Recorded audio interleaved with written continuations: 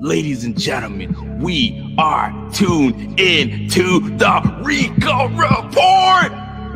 I really don't know what to tell you. That game was insane. Welcome to the Big Squad. Shout out to the Big Squad. Ladies and gentlemen, Welcome to the Big Squad. welcome on a very special evening to the Rico Report.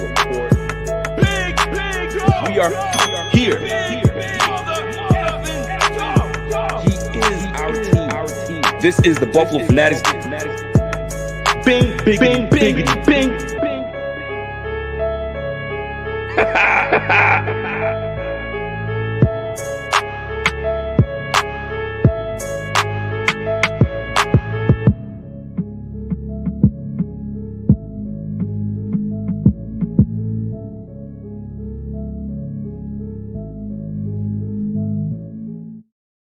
Yo, ladies and gentlemen, it's your boy back at it again. Listen, it's Friday night. Y'all know how we do, man. Y'all know how we do. I need input, man.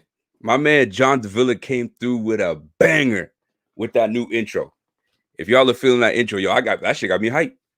That stuff got me hyped, boy. Ladies and gentlemen, this is the Rico Report brought to you by the Buffalo Fanatic, sponsored by Manscaped. Let's go. I've got a special show for you guys tonight.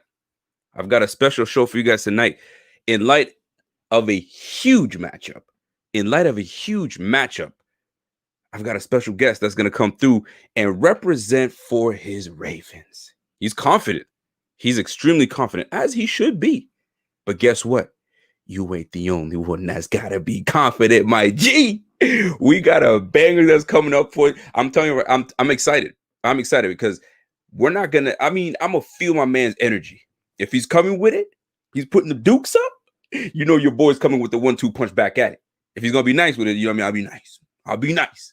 I feel bad for my man Dan because my man Dan took on two Ravens cats and, you know what I mean? I worked the night shift, right? So we couldn't correlate. We couldn't make it work.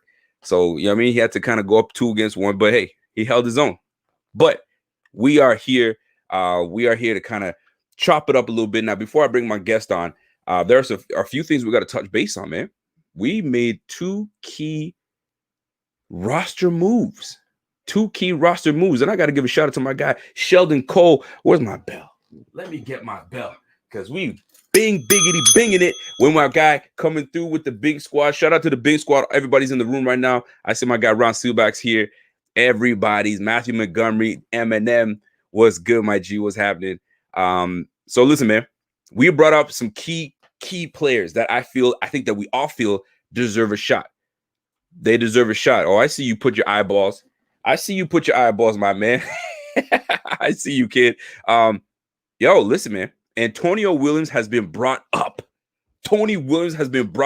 He's got his opportunity. You know what this reminds me of? This reminds me of when we brought up Duke Williams last year in the playoff game. 10 targets. I know he didn't come down with the key crucial balls, but the fact of the matter is he was our best receiver. So could it be that Tony Williams is the secret sauce that the Ravens know nothing about? They think they're just facing Devin Singletary? Y'all better watch out now. And we bring up rookie cornerback Dane Jackson. Every game Dane Jackson has been in this year, he's excelled. He has excelled. I'm telling you, man, shout out to my guy, Billy Scott, Titans. I see you representing my man. Rico, good luck tomorrow, brother. Go beat those purple pigeons. Yo, it's gonna be a fist fight tomorrow, man. I'm gonna tell you that right now. I got a lot of respect for this Ravens team, man. And before I bring on my guests, I need y'all to do me a favor. Whether you do this after the show, whether you've already done it before, my guy Ingraven's vids, we collabed and we put a video together. And you know what I'm saying? He's been talking his game for his Ravens, as he should. He should feel real good. But I feel real good about my team too. And I think this is going to be a hell of a matchup. This is probably the game of the weekend. I don't care what anybody tells me. This is the game of the weekend. People are going to be watching this game prime time Saturday night. But guys, we already used to this, man. we're used to this prime time. What are we 4-0 in prime time? Come on now, this ain't nothing new. This not nothing new. This is business, and this is what we're gonna do. So, without further ado, this is not scripted, by the way. This is not scripted. I'm gonna bring my man on. I see he's getting his note. It looks like he's getting his notes together. No notes together. You don't need to get no notes together. We just gonna kick it. So without further ado, let me bring my man's on. I'll let him introduce himself and where you guys can find him and all that good stuff. So let me get myself set up and bring my guy on, and then we're gonna go from there. So hold on a second. Let me get it up, because you know how we do in the Rico report. By the way, shout out to everybody tuned in right now. We got 200, 300, boom, just like that. 300 people just watching right now. We haven't even got the party started just yet.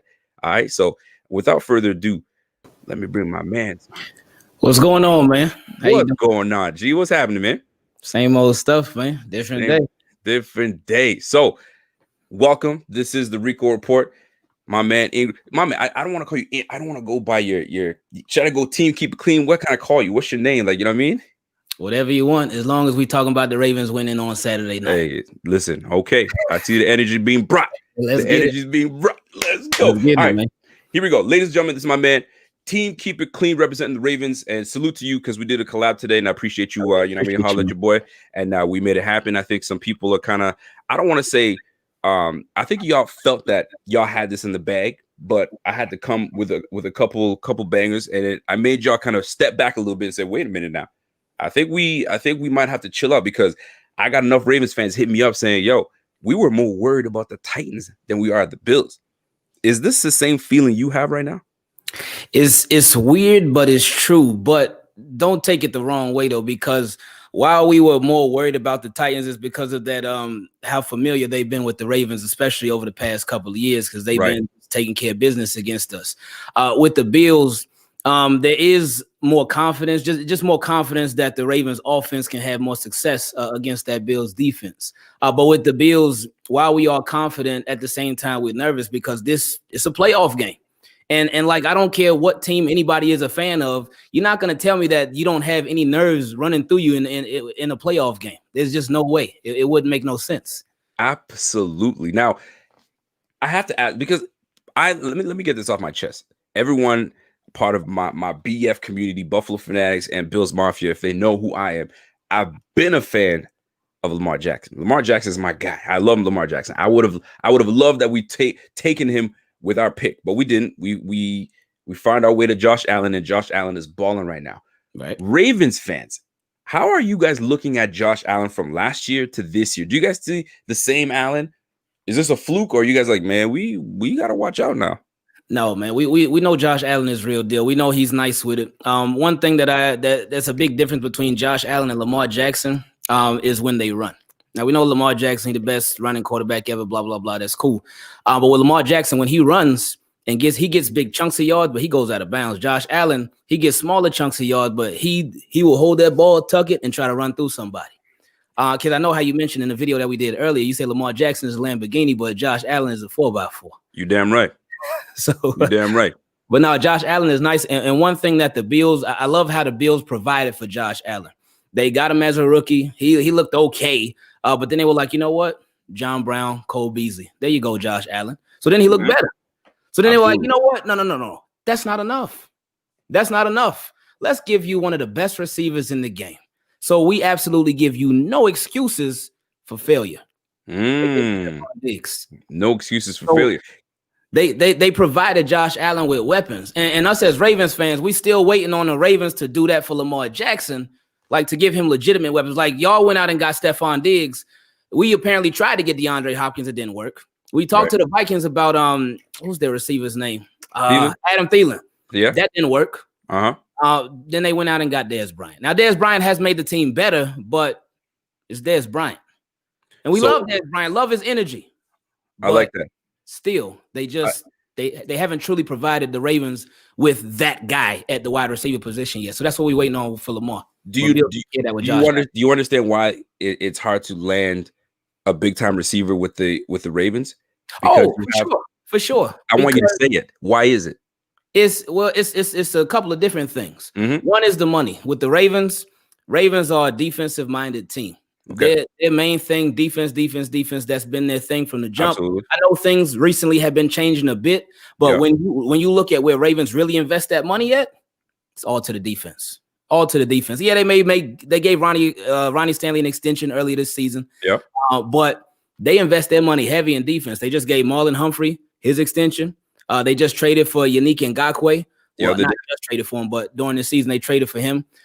They traded for Calais Campbell this past offseason. Absolutely. They gave Marcus Peters an extension right before the postseason last year. Mm-hmm. So they put all this money in defense, but on offense, they act like their pockets is tight.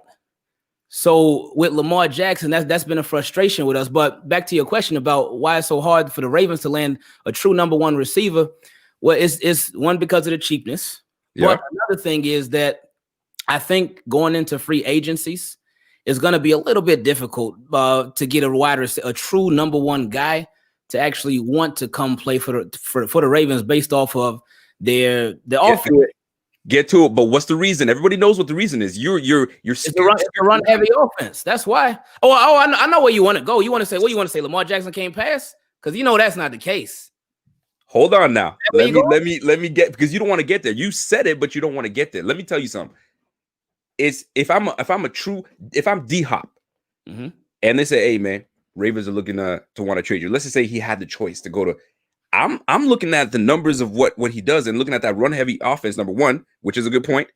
But like I'm looking at Lamar Jackson, and he's not a volume passer. He's not. That's not what he is. Can he be? Maybe, but he's not that volume passer. He will give you $170, $180, maybe two, but that's it. So if a number one receiver is coming over there, you're gonna have some issues. Hollywood Brown should be the guy stretching the defense. Hollywood Brown, I mean, yes, he's a new guy, second-year player. I believe he's a second-year player. He came into his own somewhat, but like he had to say something in order for him to get the ball. What's the point of having your soldiers if you can't put your soldiers on the field? You know what I mean? Something to the nature of that. So number one receiver is not going to come to your team. Now, I love Lamar Jackson, but that I think is going to be detrimental. It's you live and die with Lamar Jackson. If he can get you, if we have a game plan to stop that run-heavy offense of Greg Roman that we're very familiar with, by the way, we know him, a lot of motions, back and forth.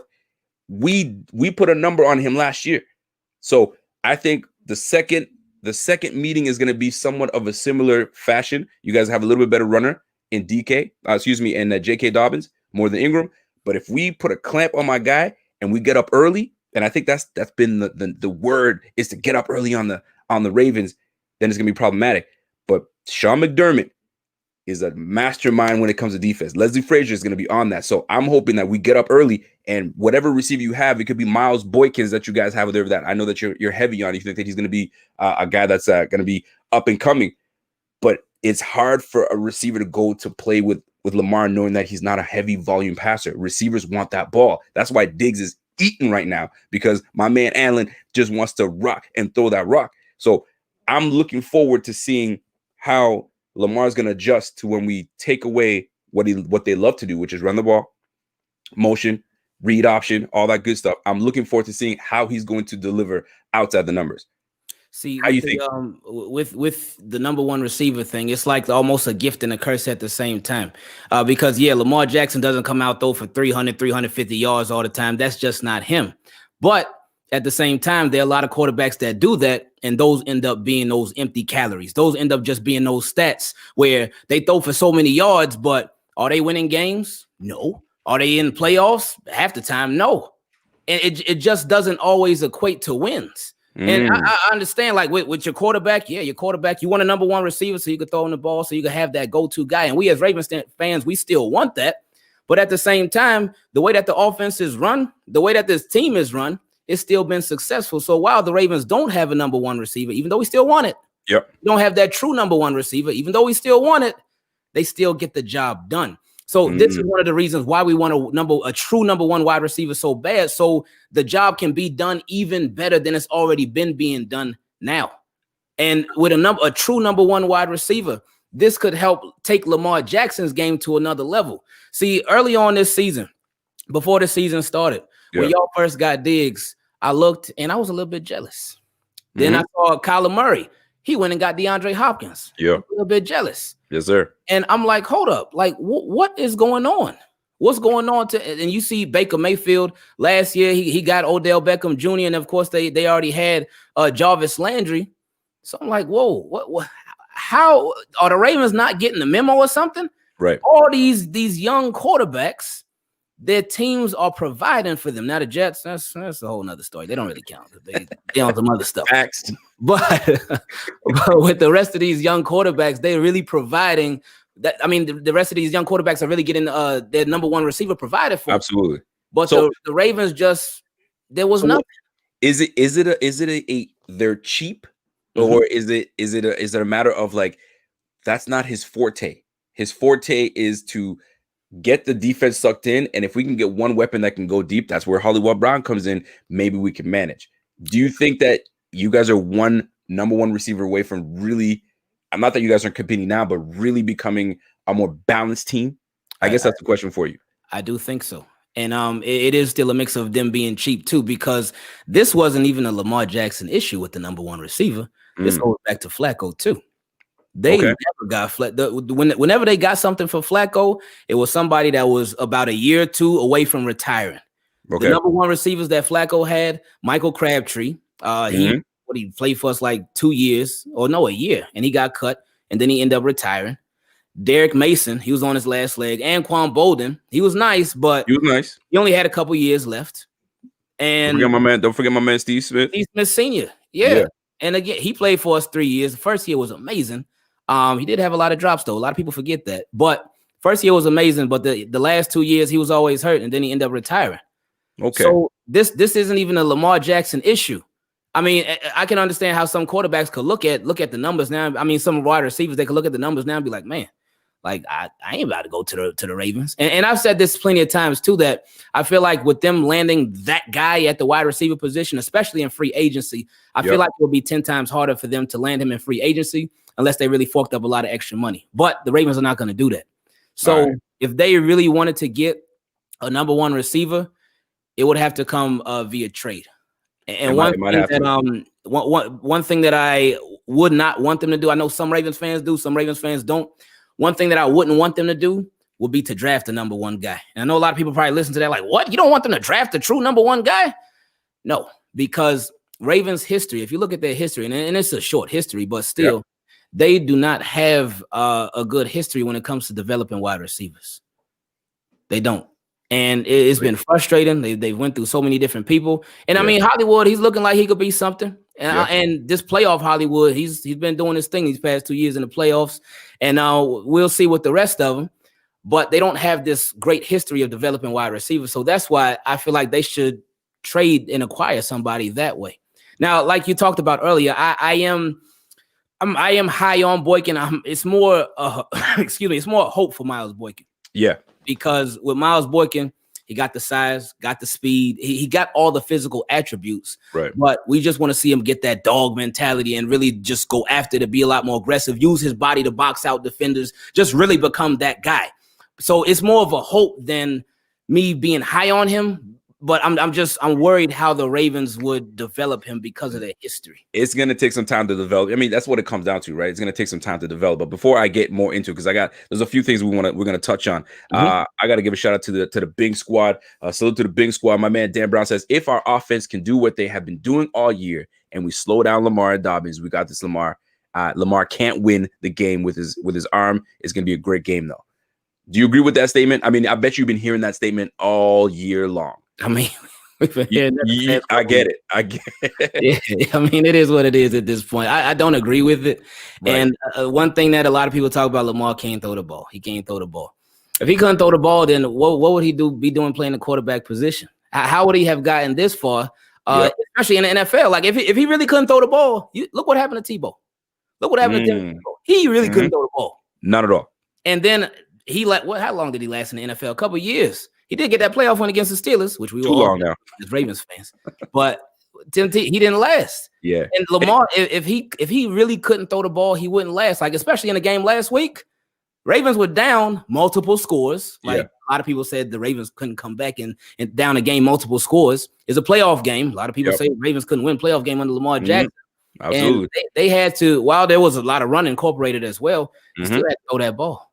Listen, and I think that what made it even better last week, Go ahead. is that the Titans, they consumed the middle of the field. They took away the middle of the field. They took it away. Did. So Lamar had to throw outside. Now, I'm gonna say this though. I'm a fan of Lamar. So when I take it somewhat personal. When I hear he can't throw, he can't this, he can't that. So it's weird because I'm a fan because I'm with you. He can throw the rock, but he's gonna have a hard ass time throwing the rock against the Bills. A lot of people want to say, well, the Bills secondary, like, I mean, y'all are all right. Let me take away Hollywood Brown with Trey White. That erases everything. So if we take away the middle, the way the Titans took away the middle, it's going to be very interesting on how Lamar develops. So I'm going to go to my man, James Cortez. He says, what's up, Ingraven? He says, Rico, hopefully Bills promote Ken Dorsey and don't lose him, or Chad Hall, or hire Doug Peterson, or Mike Shula, or Pep Hamilton, or Jay Groom. My man's going down the list. Derek Carter, or Jim Caldwell. Bills 28-24. We're going to get to the score prediction. We're going to get to the score prediction a little later on. I'm just going to read another comment here coming from the Big Squad, and I'm going to get to it. So while I scroll down here, I got my man Brian Bowers, long-time listener, long-time viewer. He goes, hold up, homie. What happened when y'all had John Brown and Lamar took over and his numbers dropped? Then he left to Buffalo to put up the best career numbers. Now, my man Bowers got a point. Joe Flacco was putting numbers up with Joe with smoke. And then when Lamar came through, smoke turned into you know what I'm saying, a fizzled out smoke. So you got to explain yourself. My man Brian Bowers came with a nice question. Go ahead, man. Yeah, that is a good question. But John Brown, he came there for Joe Flacco. He signed with the Ravens that 1 year, $5 or $6 million deal for Joe Flacco. Joe Flacco went out, and so did John Brown. Just his play, and just you could tell by his body language.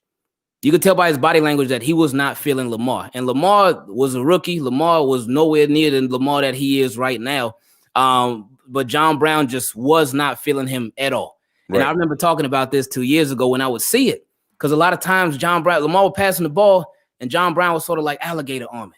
He wouldn't give that effort.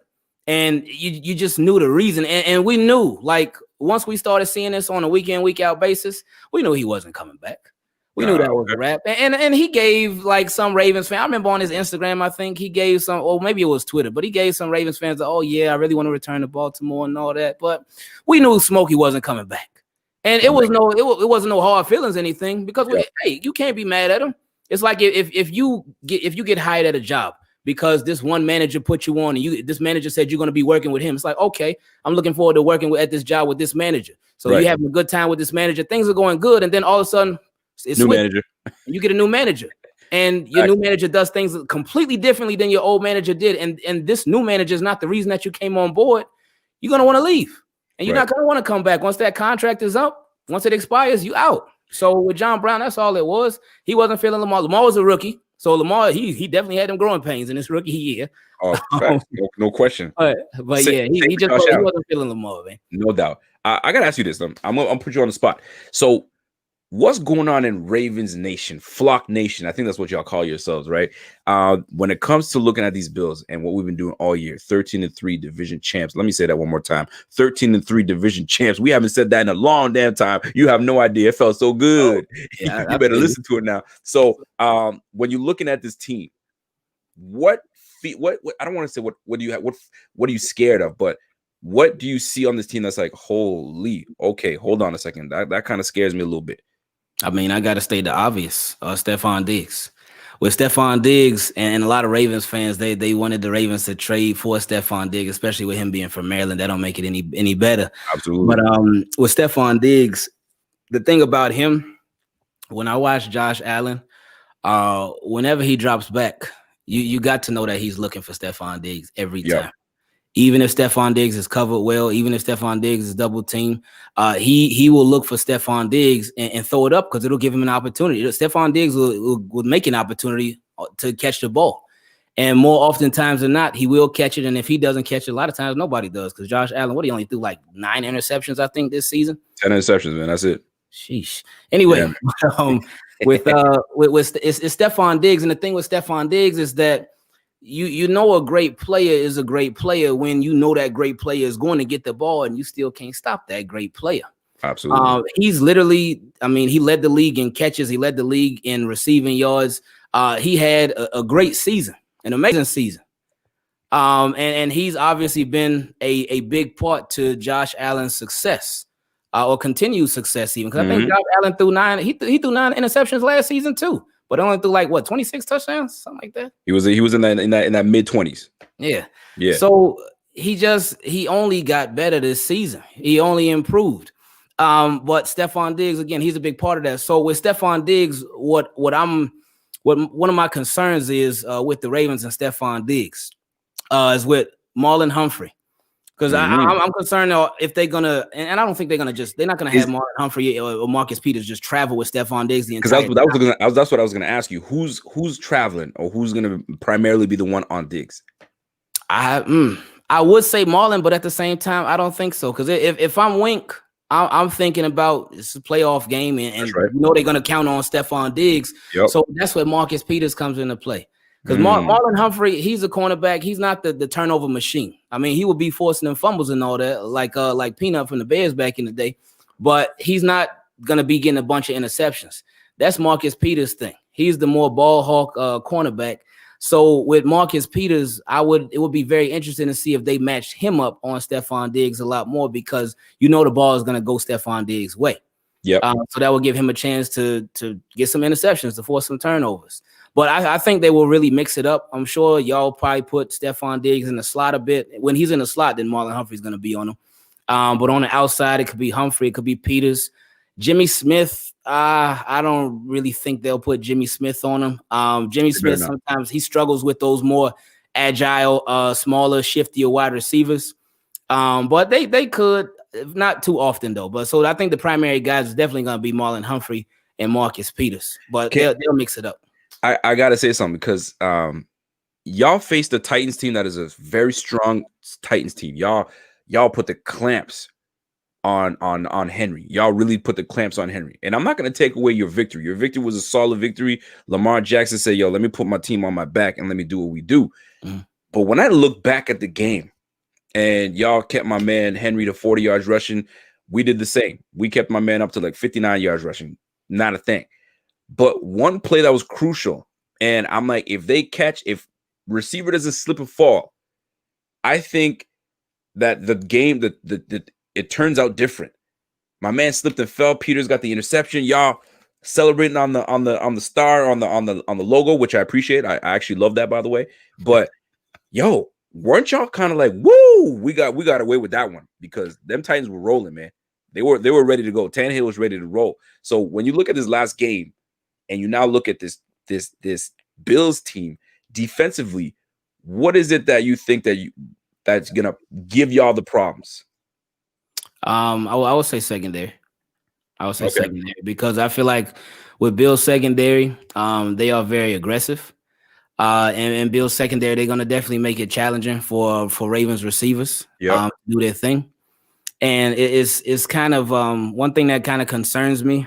Not overly concerned, but more so for the future. I watched a video, and we talk about this a lot on my channel about how with Greg Roman, we know that he amazing run game coordinator, amazing run game. I mean, well, y'all got experience with Greg. We know about it. Yeah, Greg Roman. I see you laughing. Amazing run game coordinator, but the pass game, it leaves a lot to the imagination. It lags at times. And but Kurt Warner did a video yesterday where he was just showing some route concepts from the Titans game, and wide receivers, they all running into the same area and whatnot. And it was like sometimes they would find ways not to get open. So that's something that is just a concern for us, would be coaching. But we know that they know what's at stake. They know what time it is. They know the task at hand. So this is when to go home. So hopefully Greg Roman watched that video too, and he can make adjustments. And because that's a big part of the game too, is adjustments. And that's something that with Greg Roman last week, it was a huge part of the game. And I just wanted to give Greg Roman the biggest hug in the world when I actually saw him make adjustments in the second half, because I couldn't believe it. Because we just not used to that. Let me tell you something. He made adjustments in the second half, and I was like, wow, they taking advantage of what the defense is giving them. He got Lamar Jackson passing to the flats, and he just made a lot of changes. And I was like, okay, thank you, Greg Roman. Let's just continue this moving forward. But back to your question about that game last week. Yeah, when the receiver slipped and Marcus Peters caught the interception, I was actually a little bit worried at that point because I'm like, hold up, they did the dance. Okay, cool, dance on the logo, no problem with that. Pay back the Titans, that's fine. But it was a little less than 2 minutes left, I believe. But the Titans had all 3 timeouts, and the Ravens were not in field goal range. Right. So I was like, oh, hold up now. It's not over yet. Hold up, yeah. I was like, oh, wait a minute. But then Greg Roman, he called a Chiefs-like play. Because on first down, he called for a play action, and Lamar threw it to Hollywood. Now, Lamar did throw it a little bit high, and it was incomplete. But yeah, I remember that. I love the play call because it was them like really trying to put that game away. Aggressive. And then, of course, Lamar Jackson, he ran for the first down, and Gus Elliott, and then they closed it out. So I was like, okay, great job. But throughout the game, when the Ravens got down 10, I wasn't, I mean, it was like, okay, man, we down 10. Not cool, not how he wanted to start, but they'll be okay. There was not that. Had they been down like 17 or something, then it might have been a little bit worse, but they were down 10. And it's not like their offense was just looking so bad. Right. Because on their first drive of the game, because they stopped the Titans went 3 and out on their first drive. So then the Ravens got it, and on third down, Lamar Jackson threw a pass. It would have been a first down to Mark Andrews, but he dropped it. So then on their second drive of the game, they moved the ball down the field a little bit, and then Lamar threw a deep pass to Miles Boykin. Miles Boykin was going out, but Lamar threw the deep pass in, interception. But then after that, their offense just kept rolling a little bit more, and they started executing a little bit better, or a lot better, because they were moving the ball, and then they started scoring. But the defense, really throughout most of the season, the defense they've been holding it down. And even before Lamar Jackson went on the C-19 list, was out, the defense, they were carrying for most of the first half of the season. But once Lamar Jackson came off of that list, he's been killing it. He's been doing his thing. So hold on. I read something today. I heard something today that said the Ravens and the Bills, between both of them, they only lost 1 game since the start of December. I was like, oh wow, okay. Great, perfect segue. Let's talk about December, because I'm looking at your schedule, right? And I mean, the numbers are the numbers. I think you guys finished 11-5. I mean, y'all did your thing. But then I'm looking at who'd y'all play? Who'd y'all play? So I'm like, all right, so let me move to, you know what I'm saying, near the end. So let's talk about the end of November. So y'all played the Titans, y'all got beat 30-24, close game, final OT, all good. Steelers, close game, 19-14. Then y'all went against the Cowboys, cupcake, 34-17. Then y'all played the Browns, close. That was a high scoring game. I did not expect that. 47-42. Damn, I don't know. The Browns are not they ain't the same old Browns. I'm gonna put it that way, right? So y'all went to the Jaguars, y'all pumped the Jaguars. Jaguars, one game, one team win. You know what I'm saying? So I'm like, okay, so we in December now. Who y'all playing? Y'all play the Giants. What? 27-13, cupcake. Then you play the Bengals, 38-3, cupcake. Titans, tough game. I'm gonna give that. 2013, right? That's the last one y'all played. So when I look at your December games, I'm like, I'm not saying y'all didn't play nobody, but like, where's the competition?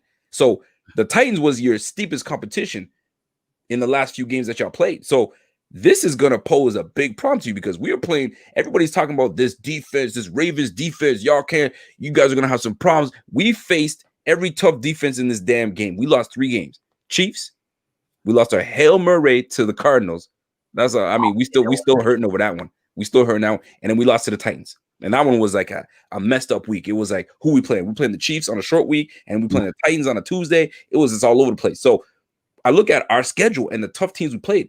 Why is it that the misconception that the Bills are going to struggle against this Ravens defense when we've been playing the Rams? We've been playing the Dolphins. Who else we played? We played a Patriot team that's always a tough team to play. So what is it about your Ravens defense that you think is going to pose such a problem for the Bills? The investments in the health too.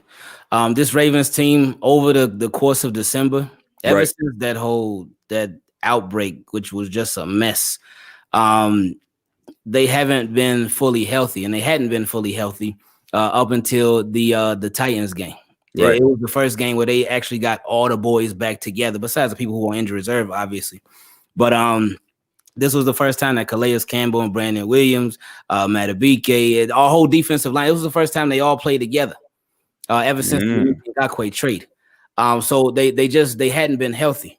Now, I know that with the teams that we went against, like you mentioned, the Giants, the Jaguars, the Bengals, the Cowboys, and then the Browns in there. Well, you can't include the Browns because they're a playoff team, but a lot of the teams that we went against at the end of the year, they weren't good teams necessarily. Right. But we would be having a whole nother conversation had the Ravens not taken care of business against those bad teams.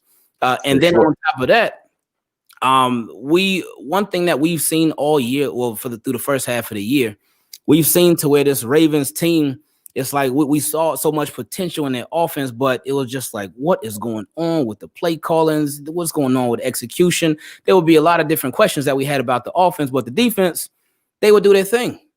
And like I said earlier, the defense had been carrying that first half of the season. Before Lamar went out, the defense had been carrying. But then after Lamar came back, and when Lamar was out, he must have had time to really reevaluate everything and think about, hold up, I see what we did good, but hold up, I see what I can improve on as well. I see what I can get better at. And I think he has been a real reason, one of the biggest reasons for this turnaround. Because in the beginning of the season, there was all this second guessing, all this hesitation. Lamar he wouldn't take the play that was literally right in front of him. But ever since he's been back, he's been doing it. He's been running more. He's still been throwing, getting his touchdowns and all that, still been taking care of business, but he's just been executing a lot better and playing his game. But with your question about the defense, it's the health and the investments. Everybody that we got on defense, everybody that we paid on defense, they all coming together now, and they're clicking a lot better. So it's and the thing about this, that AJ Brown deep pass that they got like on the first drive of the game, on their second drive of the game, excuse me. That was the first deep pass we've given up in a long time. So Ravens defense, they've been doing a good job of defending the deep ball. And I know Josh Allen, I said this in the preview video for this game, he could just go like that. All he got to do, he can go like that, and that ball's on the opposite end of the field because that dude's arm is crazy. So Ravens got to watch out for that. They got to watch out for the deep passes. But I know you talked about how you guys like to dink and dunk a lot too. If the Ravens are going to take away the deep pass, then y'all will take the short game. Oh, we'll take the short game, and we're not going to ask for it. We're going to take it. You know what I'm saying? Do you see this bell right here? You see it? I think you see it. Let me bring it. Let me bring that shit for a second. I got to bring that shit for a second because I got to talk to my man. Keep it clean. So now I gave you a platform to, you know what I mean? So to get your rocks off, and as you should, because you're proud of your team. Your team made it to the playoffs. You got out of the first round. Get that monkey off your back. You know what I'm saying? For Lamar, proud of him. We did the same damn thing. We went against, and now a lot of people are talking about, the Bills haven't gone up against a defense like the Ravens in a long time. We just faced a very, very tough Colts defense. Very stout against the run, right? And we knew that. And Brian Daboll, I'm not sure if you guys have been paying attention to Brian Daboll. Brian Daboll has been cooking. You know what I'm saying? They have this thing called let Russ cook. Brian Daboll, they gave my man the groceries, and he's chefing it up.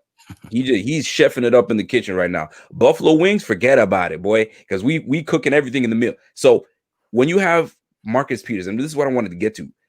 Marcus Peters, everybody's talking about how great he is, and I like Marcus Peters. I like his nastiness. I like his grit. I like he don't give a F about nothing, right? That's like California mentality. I get it.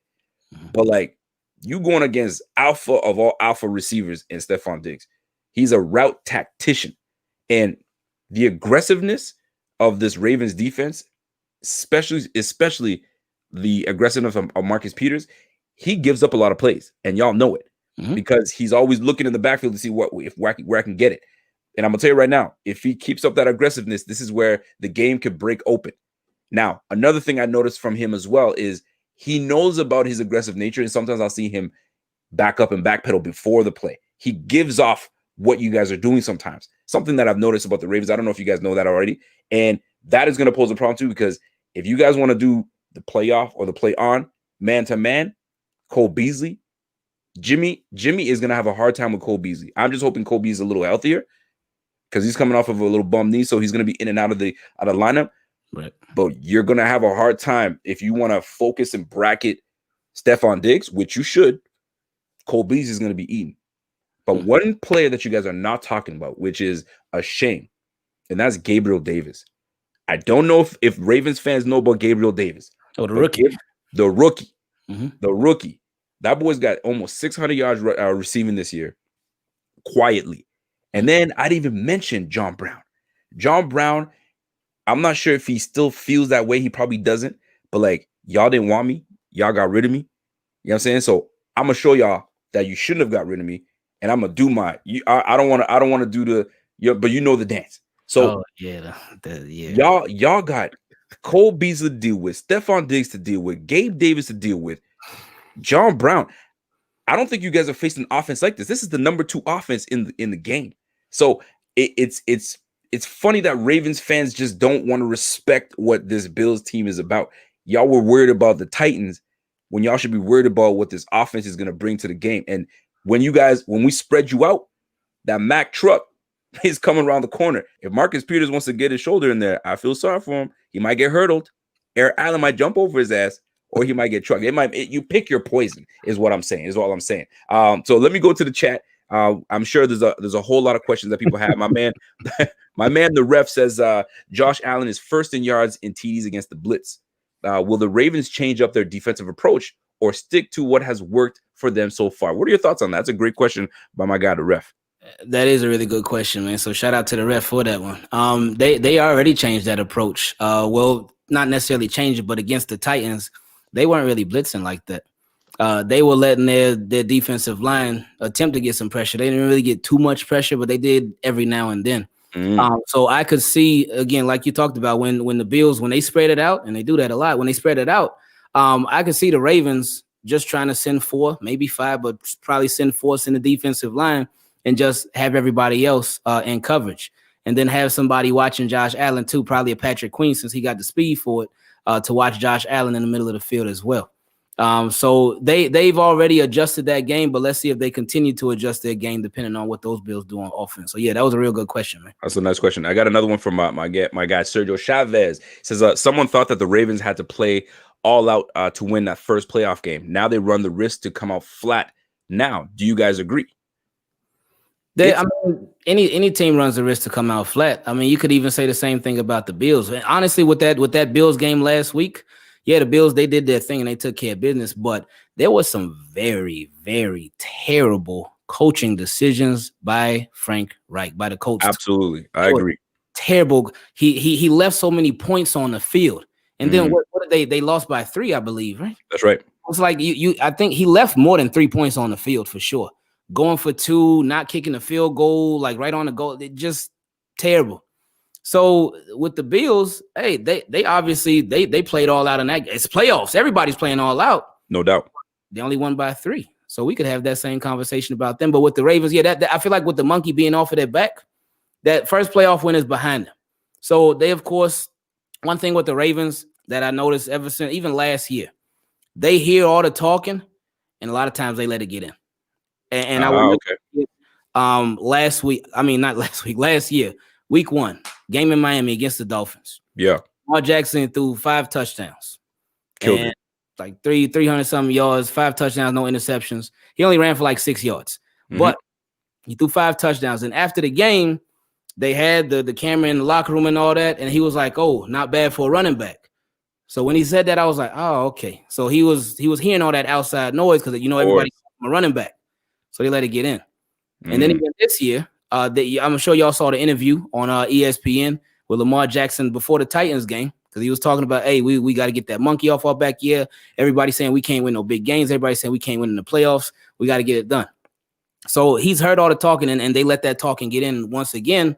So they got to figure out a way to just not let that happen. But anyway, that all the talking, like there's really not much else to say now because he already got that playoff win out the way. But now it's obviously about more. So I feel like with the Ravens, a lot of pressure has been alleviated off of them. So now they can come out and play a lot more relaxed. Not flat, but they can be more relaxed going into this Bills game. See, and this is where I'm going to jump in. Before I jump in, there's a few questions that John DeFazio, my man John DeFazio says, here is my issue with the outside noise Ravens defense. They have to cover Brown, Knox, Gabe, Diggs, Cole, RBs, can catch the rock, and Josh Cooks when the blitz comes. And he's right about that, which is going to bring me to my next comment that I'm going to make, because coming out flat, it could be something that the Ravens can definitely do.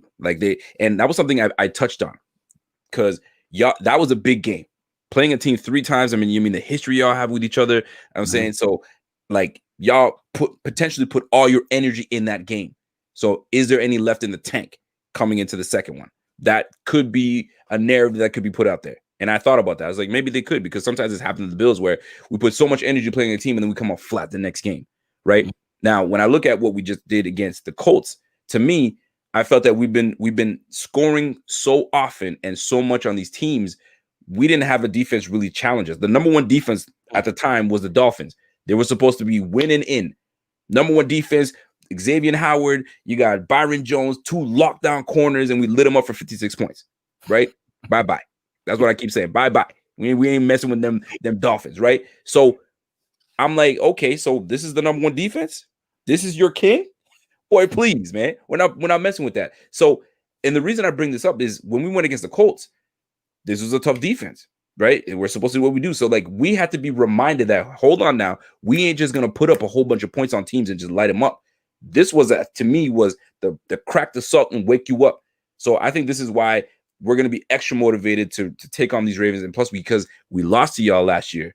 And I feel that there's a lot that we've learned. And Josh Allen is definitely not the same quarterback he was last year. He was watching the game recently, rewatching the game, and he cringed. He's like, I can't believe the things I did in that game. So I'm loving what he's learned along the way. So it's going to be a hell of a game going forward. Now, if you yourself have questions for Bills Mafia, questions for, you know what I'm saying, the Bills, or what you guys feel like you want to ask me or Bills Mafia, what's on your mind when it comes to this matchup coming up? Okay. If you had to pick one player besides Lamar Jackson, one player on this Ravens team on their offense that you really had an eye out for, man, that you really feel a little bit concerned about, who would that be for you? It's one of 2 players, and we struggle against these type of players. Andrews, tight ends. Andrews is he's a problem. That man is a problem. I mean, we let Jack Doyle catch 7 for 70 yards last week. We're like, who? Jack Doyle. So if we letting tight end come in and catch all these rocks and stuff, now whether that was the game plan, because we took away T.Y. Hilton. T.Y. Hilton was non-existent, right? Michael Pittman had a decent game early, but then we shut him down near the end of the game. But Jack Doyle he was just lighting it up. So we have to really game plan around Andrews. Andrews just happens to Lamar. These two have such a connection, right? So what we have to do is disconnect that line and allow now has to make Jackson. I hate to say this, but be a quarterback off your first read. Now go to your second read. So if we can force him to do that, then I'm okay. But I'm definitely scared of Andrews. But the one player that I'm like, he's been playing really hard the last few weeks, and that's Dobbins, man. He's made Ingram irrelevant. Ingram is see you later. Dobbins, though, explosive. He's explosive, and he has no problems with contact. And we tend to be a little soft in the run. But at the end of the day, what people don't realize is that people want to, and I have to put this in there. People want to talk about how this Bills defense, their run is terrible, this, that, and the third. Let me tell you something. All the big running backs that we faced, like the top running backs in the league that we faced, we put a clamp on them. So Jacobs, I think we kept him to the under 50 yards, things like 49 yards or something stupid, right? Henry, 59 yards. Who else we faced? We played Le'Veon Bell early, nothing. I mean, Le'Veon's not the same back, but he ain't. But like every team that has a competent run game where we have to put a clamp on it, we have done it. That's case in point last year. Lamar Jackson, 50 yards rushing. So we are going to, if we have to really clamp down on that run, that's what we're gonna have to do. But the 2 players that stand out to me is Dobbins and Andrews. Those 2 are gonna be a problem, and that's what's been helping you guys all year round. Got to give it to y'all for that. Yeah, for sure. And then Yeah, speaking about that run game, yeah, they did. Lamar wasn't really going off like that last year in the run game against the Bills. But then you have Gus Edwards too, and with Lamar Jackson and Gus Edwards and the J.K. Dobbins, Yeah, it just that's real. yeah, it makes stuff that much more difficult because it's like if one's not going off, then the other two can. Or if two not going off, then the other one can. Like last week, the J.K. Dobbins and Gus Edwards, they didn't really go off. They both had like, then Gus Edwards had 38 yards, J.K. Dobbins had 48 yards. But Lamar, he ended up going off. And with that, with the Bills, what they're gonna have to be extra careful about is even if they are stopping the run game, if they do end up stopping Gus Edwards, J.K. Dobbins, and even Lamar. I don't anticipate it, but if they were initially, you got to bring that all game because the Titans initially they were shutting it down. Lamar wasn't doing anything. Like they were all any design runs for Lamar. Anytime you even try to take out Titans were all over. But and I think that's what's going to happen as well with the Bills. I think that we're gonna because we know Lamar and Coach McDermott was a fan of Lamar. I mean, same draft class, right? So they potentially Lamar could have been on the Bills roster. So you just never know, right? So I feel like the game plan is going to be set. I mean, we both know it. It's going to be about execution. Right. At the end of the day, we got to execute. I mean, the same way y'all invested your defense, we invested in our D line. We have Mario Addison. We have $50 million tied up in that defensive line. So you think we just did that for no reason? No, we did it because we wanted to push to this moment right now. So this is where y'all got to earn your money. Ed Oliver, you got to earn your money. You know what I'm saying? Who else? You got my guy, Mario Addison, earn your money. Jerry Hughes, earn your money. You know what I'm saying? Phillips. So we have a whole bunch of guys that on that squad that's got to earn their money. And Ngakwe, he's got to earn his money because you guys traded for him. So he's got to earn his money. So it's gonna be a hell of a game. Now, listen, shout out to my guy Ingraven. Ingraven's vid, he's coming through, showing love. We got 730 people watching right now. Salute to each and one of y'all. I'm sure you got a few Ravens in here. Salute to y'all. So you've been gracious, man. You've been great. I don't want to keep you too long unless you want to keep rocking. No, we can keep rocking for a little bit. All right, let's keep rocking. My man Matt Montgomery, he goes, do the Ravens fans worry about playing Lamar this offseason? Paying Lamar this offseason. If they pay him $40 million a year, do you think Baltimore can get him enough help to be successful? See, I love that question. I love it. And shout out to Matt Montgomery. Appreciate you, man. With Lamar Jackson, I truly hope that the Ravens are forced to pay him this year because that would mean that he won a Super Bowl. Ravens, they still have a couple years left, and you got next year, and then you got that 5th-year option. So you don't have to do anything right now. You're not obligated to do anything right now. But see, the thing with that, and it's frustrating, but right now it's true that even if the Ravens, whenever they do end up paying Lamar Jackson, I know a lot of people have had the concern and the question, are they still going to be able to build around Lamar? They don't really build around Lamar right now. They already, like we talked about earlier, the Ravens are very cheap when it comes to offense. They're very cheap.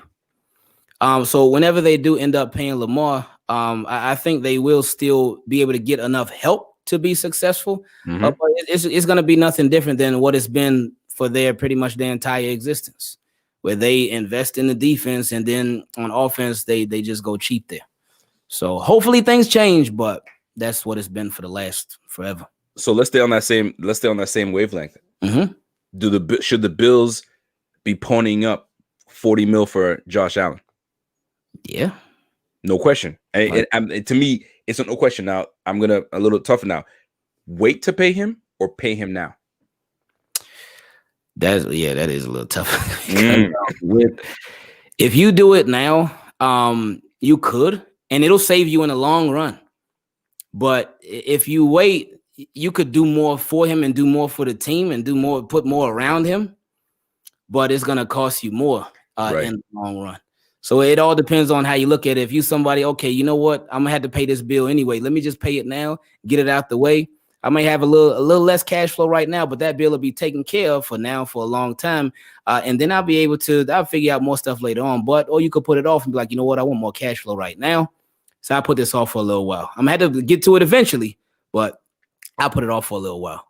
So with Josh Allen, that is a tough one, man. It's definitely a conversation that's being had right now because that draft class. I mean, you got Sam Darnold, Baker Mayfield, Josh Allen, and you got Lamar Jackson. So one's gonna be watching the other. Oh, you got paid? Oh, I'm getting paid, right? Right. Deshaun Watson right now, $39 million a year, $39 million a year. So for Josh Allen's and the Lamar Jacksons that are mobile like Deshaun and that could put up numbers, they're going to be eyeing at least 40. We're going into next year that the salary cap might be dipping, so Right. things could change. Things could change. Shout out to my guy Carl Tolman says Rico and Mr. Clean. Yo, they're calling you Mr. Clean Boy. Okay. What are your biggest worries of each of your own teams? My biggest worry is that the Ravens defensive line will break through our right guard. So, what's your biggest worry for your team? And I'll give you my worry. My biggest worry about the team will be coaching. I just don't want I know my guy Josh Hoffman just mentioned in the comments about the coaching just getting too cute. Because this is what happened in last year in the Bills game. They started doing this little cute stuff here and there, doing this little unnecessary stuff here and there, especially on offense. And it just we didn't want to see that, and we don't want to see that. We just want them to come out, play their game, and do their thing, and not forget who they are. And one of the reasons why I worry about coaching is that they could possibly. I'm scared that they may possibly lose their identity. That's just something that we do not want them to go through. Right. The Ravens are a run team. They still incorporate the pass in there, but they obviously a run heavy team. But we do not want them to lose who they are. So that would be my biggest worry. So that was a good question, man. And that's a great question. My biggest worry is when facing your Ravens team is that we overcommit to stopping the run, and we leave easy yardage for these things that we don't normally give up. We leave easy yardage for Hollywood Browns and your Andrews and your Miles Boykins if he gets in game, or Willie Snead, or guys that were like, what? Who? Right? And we don't want that. So we keep Lamar Jackson to 39 yards rushing, but Willie Snead he's 2 touchdowns and 80 yards. You're like, come on, man. Are you really Willie Snead? So we're not trying to have that. So that's my biggest worry, that we overcommit and we just forget about our defensive what's the word I'm looking for? Opportunities to take advantage of in the back end.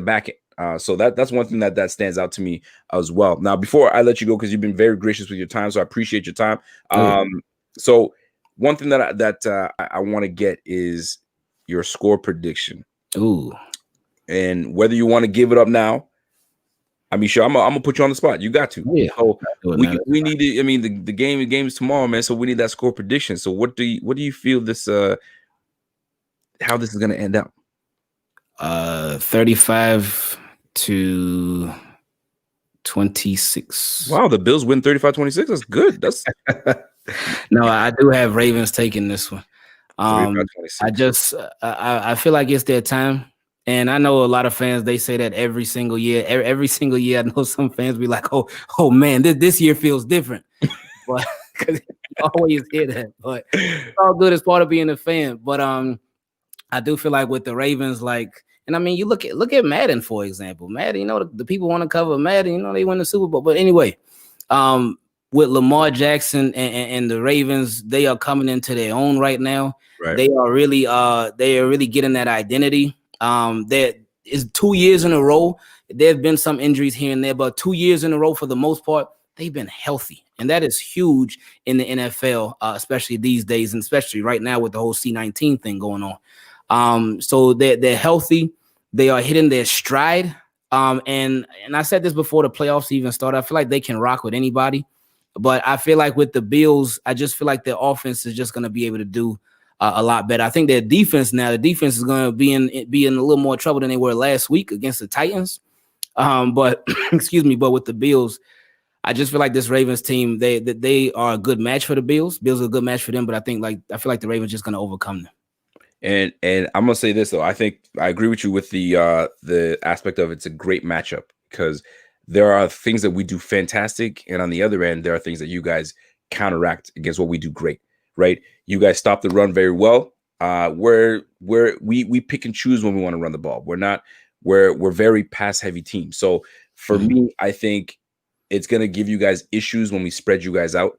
And that's where we can take full advantage of you guys offsetting your blitz, because you guys are the number one blitz teams. So if you want to send the house, then we're going to take it to the house. And that's the way I look at it. So I like that smirk on your face, because it's going to be different after the game. I'll tell you that much. So for me, I don't think it's going to be as high scoring as most people think. People think it's going to be in the 30s. I think it's going to be surprisingly a defensive game, and mistakes can't be made either from your guy or mine. So I think the Bills take it 28-21 Bills. And I think the hero of the game is someone that you guys will at least expect. And that will be, I think it's going to be Gabe Davis, man. Gabe Davis is going to open up this game, and you guys are going to finally know exactly who Gabe Davis is. Now, before I let you go, I have one question, because that's one thing that Bills fans ask a running quarterback, and we always fear when Allen runs the ball. Are Ravens fans ever worried, like, oh, man, there goes Lamar Jackson running the ball again, man? I don't want that guy getting hurt.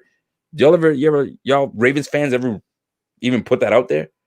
No, because with Lamar Jackson, I know that gets talked about a lot. How long can he last? Oh, he's not going to last forever running like that. He better stop. But right.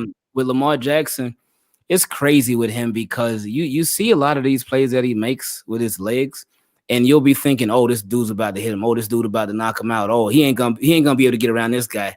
And he makes a move, and he's out of there. Yeah, he's just so quick. He's so agile. And one thing about him running too, he's very smart with his runs. Yes, he is. And he does not take hits. So that has put, like, I know last year was probably more of that. Oh man, is he about to get hit? Is he about to get popped? It was more last year. This year, it happens every now and then, but I don't fear Lamar Jackson getting hurt because of him running, because again, he's a very, very smart runner. He definitely is. And that's one thing that I'm hoping that Allen inhibits into his game. But dude is 6'5", 230. So he probably looks at everyone like, yo, you my son. Like, you're not gonna do nothing to me, right? So it be like that sometimes. Like I said, Lamborghini, Mack truck. I mean, two different. I mean, we still travel the same road, but I mean, we're gonna do things a little different when we do travel. So that's what it is, man. Yo, shout out to my guy Ingraven. Y'all, you did your thing, man. Team, keep it clean. I appreciate your time, man. Yo, go ahead and plug your stuff. Let people know where they can find you. You've earned some respect from some of the Bills Mafia, and vice versa. I'm sure some Ravens flock is probably like, yo, I kind of like this dude, man. Go ahead and drop your stuff. I appreciate you having me on a lot, man. This was a lot of fun, man. So thank you for that. Y'all can follow me on Twitter, Instagram. Everything is Ingraven Vids. The YouTube channel is Ingraven Vids. It's Team Keep It Clean. So we are Ravens fans, but everybody's welcome. It's something for everybody on there. We show love to everybody. So appreciate y'all. Thank you. Shout out to all Team Keep It Clean that came through, because I saw a lot of y'all in the comment section. So appreciate that. And shout out to you, Rico, and shout out to all Buffalo fanatics, man. No doubt, man. So we might have to do this again after the game, because I want to see your face once we take care of business. It's all good, man. Listen, man, have yourself a great night, man. I appreciate your time, man. Hey, you too. Salute to you, and good luck tomorrow, my man. Hey, appreciate it a lot, man. Yes, sir. Yes, sir. So that is my guy, Ingravens. Yo, listen, folks. A lot of y'all been asking me, yo, this is really cool that you bring on, I mean, content creators from other teams. And yo, Rico, you've been doing it. So like, I figured I'd listen to what y'all want, and I'm bringing it to you guys. So if you guys appreciated that type of content to kind of get a perspective of what these guys, these Ravens, are thinking of this team, then that was a good indication. That was a really good indication. And shout out to the supporters from Team Keep It Clean, from Ingravens, that came through and showed his man love. That's how you're supposed to do it. You're supposed to show your man's love, right? But Bills Mafia, we show out. We show out. And I think that this is going to be one of those games where I think there's way more in the tank for the Bills. This upcoming game, I think that the Ravens, I don't want to say they've tapped out, but like, I think we are at the point where it's like, we got this. There's too many things that have gone on this year that you can't say like, yo, this is not the Bills' year. Too many things, man. In a COVID year at that, you know what I'm saying? 13-3, division chance for the first time in so long, and you get out of the first play in the playoffs for the first time. Like, yo, there's so many firsts that happened this year. Josh Allen breaking records left, right, center. Like, we got a number one receiver. Like, too many things are going on in our favor. You know what I'm saying? To sit there and dismiss what these Bills are doing. And I got a lot of respect for Lamar. Y'all already know, so I can't. It was hard for me. It was hard for me because I'm usually, you know what I mean, put my dukes up and talk trash to the best of them. But like, I like Lamar, but I had to be objective and I had to kind of say like my piece, right? And I think that we're going to give him fits. I think McDermott's defense.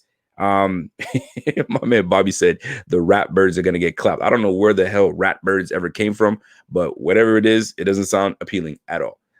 So yeah, shout out to the Ratbirds because we gonna put them back. We're gonna put them back in the streets where they belong, right? The Ratbirds in the streets. But real talk though, I think that we have quite an opportunity to take these teams down. So let's do this, folks.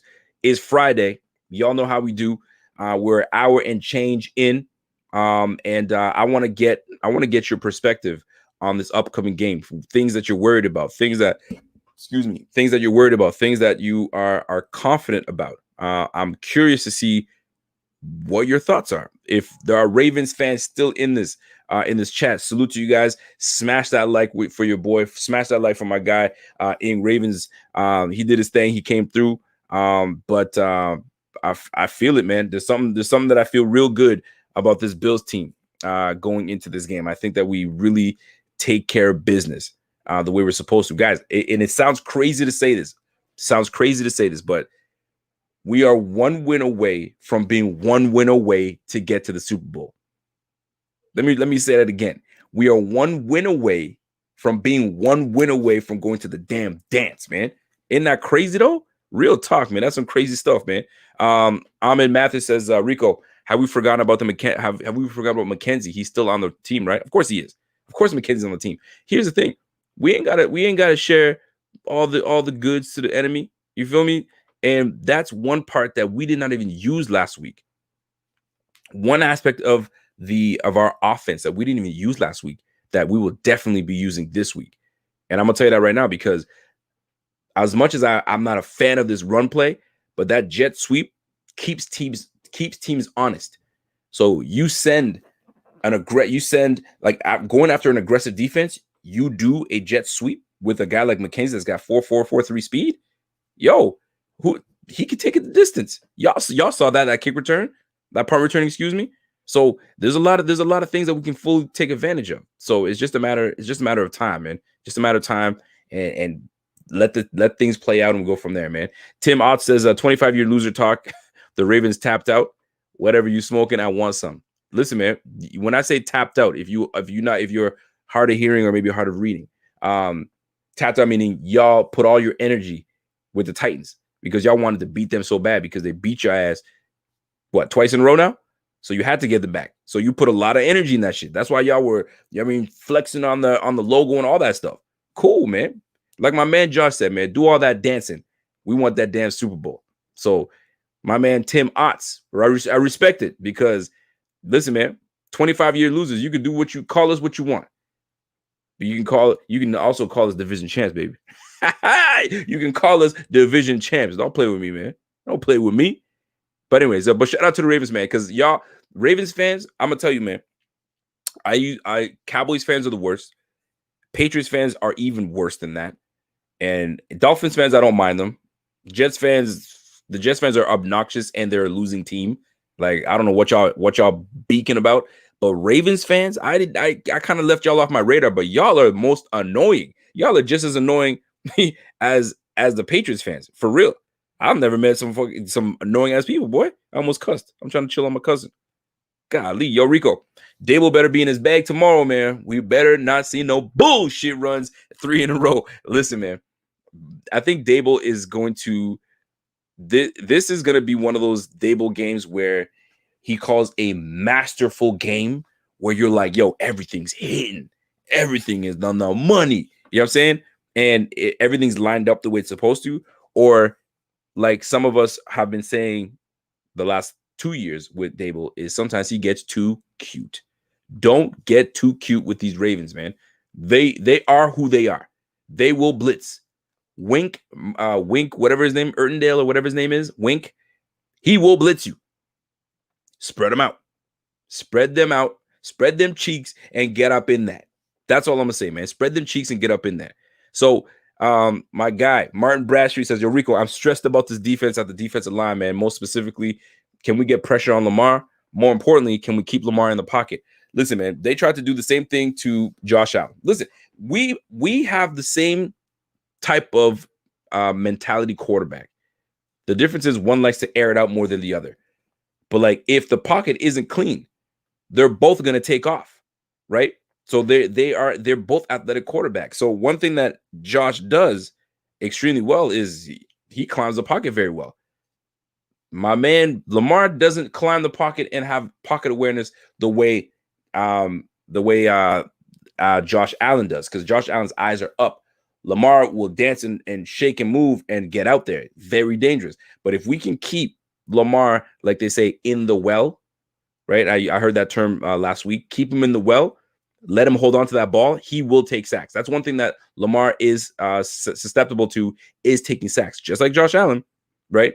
Is taking sacks. So I'm going to be very much paying attention on it. Nicholas Walsh says, "You on it, Rico?" I'm trying to be on it, man. I'm trying to be on it, baby. I'm trying to. Josh Hoffman says, "Yo, no, that's the Bagwagon Ravens fans on social media that tripled when LJ8 appeared. Not double tripled. They haven't been through it like the lifers. Don't judge the Ravens fans that, please." Listen, man, I get it. There are some loser ass Ravens fans. Trust me, there are some loser ass Bills fans. Real talk. Like Bills fans that don't get out of their house and all they just homering hard. You feel me? So, but the ones that do get my attention, boy, oh boy, they're annoying as hell, man. They are killer. They are killer for real, man. By the way, shout out to everybody tuned in right now. There's 637 people on a mother effing Friday night. Salute to y'all. Let me get my mother effing bell out. Let me get my bell out, because I got to give love to each and every one of you guys tuned in, man. We had a nice show today, and I'm going to keep it rocking, because if anybody wants to call in, are you a Ravens fan and you got a question for your boy, I'm going to give you the opportunity right now. Let's do it, folks. Y'all know what it is, man. Let me get my banner up. If you guys want to hit your boy right now, you guys have a question, concern, you guys want to just, air something out, you just want to vent, here's your opportunity right now. Text me. It's the BF Text Club. Get at me. You know what I'm saying? It's 9:17. I'm gonna be on here for a little longer. And I'm gonna give that opportunity for you guys to do that. So I think my man Bobby's in the house. So Bobby, if you're in the house, man, help out. Let me see if you can set some things up, and let's see if we can make this work, man. So let me jump into my guy Chandler Bing Biggity Bing. Yo, Chandler, shout out to my guy Chandler with that name, man. Yo, Bills have played a lot big games this year. Nothing compared to this one. 1 or 2 primetime games in the divisional round. Excited to see how they perform in one of the biggest NFL games of 2021 season. That is a fact. This game is huge. I mean, let's put the like the braggadocious stuff aside. This game is a big game. I don't care what anybody wants to tell you, man, because both teams know how big it is. Both teams. There's no way that when we're like, oh, we're that overconfident. We cannot be overconfident in this game, because we present challenges to the Ravens through the air, and they present challenges to us on the ground. So what's gonna end up happening is, who steps up? Does Jerry Hughes step up? Does Mario Addison step up? Is Marcus Peters the one that's gonna step up? Is it Marlon Humphreys? You know what I'm saying? Like, who's gonna step up? Is it Ngakoue? Is it Calais Campbell? That's what happens, man. What we need to eliminate is that hero ball from our guy Josh Allen. I know we got to live and die with it, because that's what he does. But that's what also keeps us off our feet. We're like, whoa, that's our guy. Shout out to my guy JA17 MVP. Got you. But man, does he ever do some things where you're like, come on now. And I'm gonna tell you this: the Ravens, these boys are notorious for punching out footballs, man.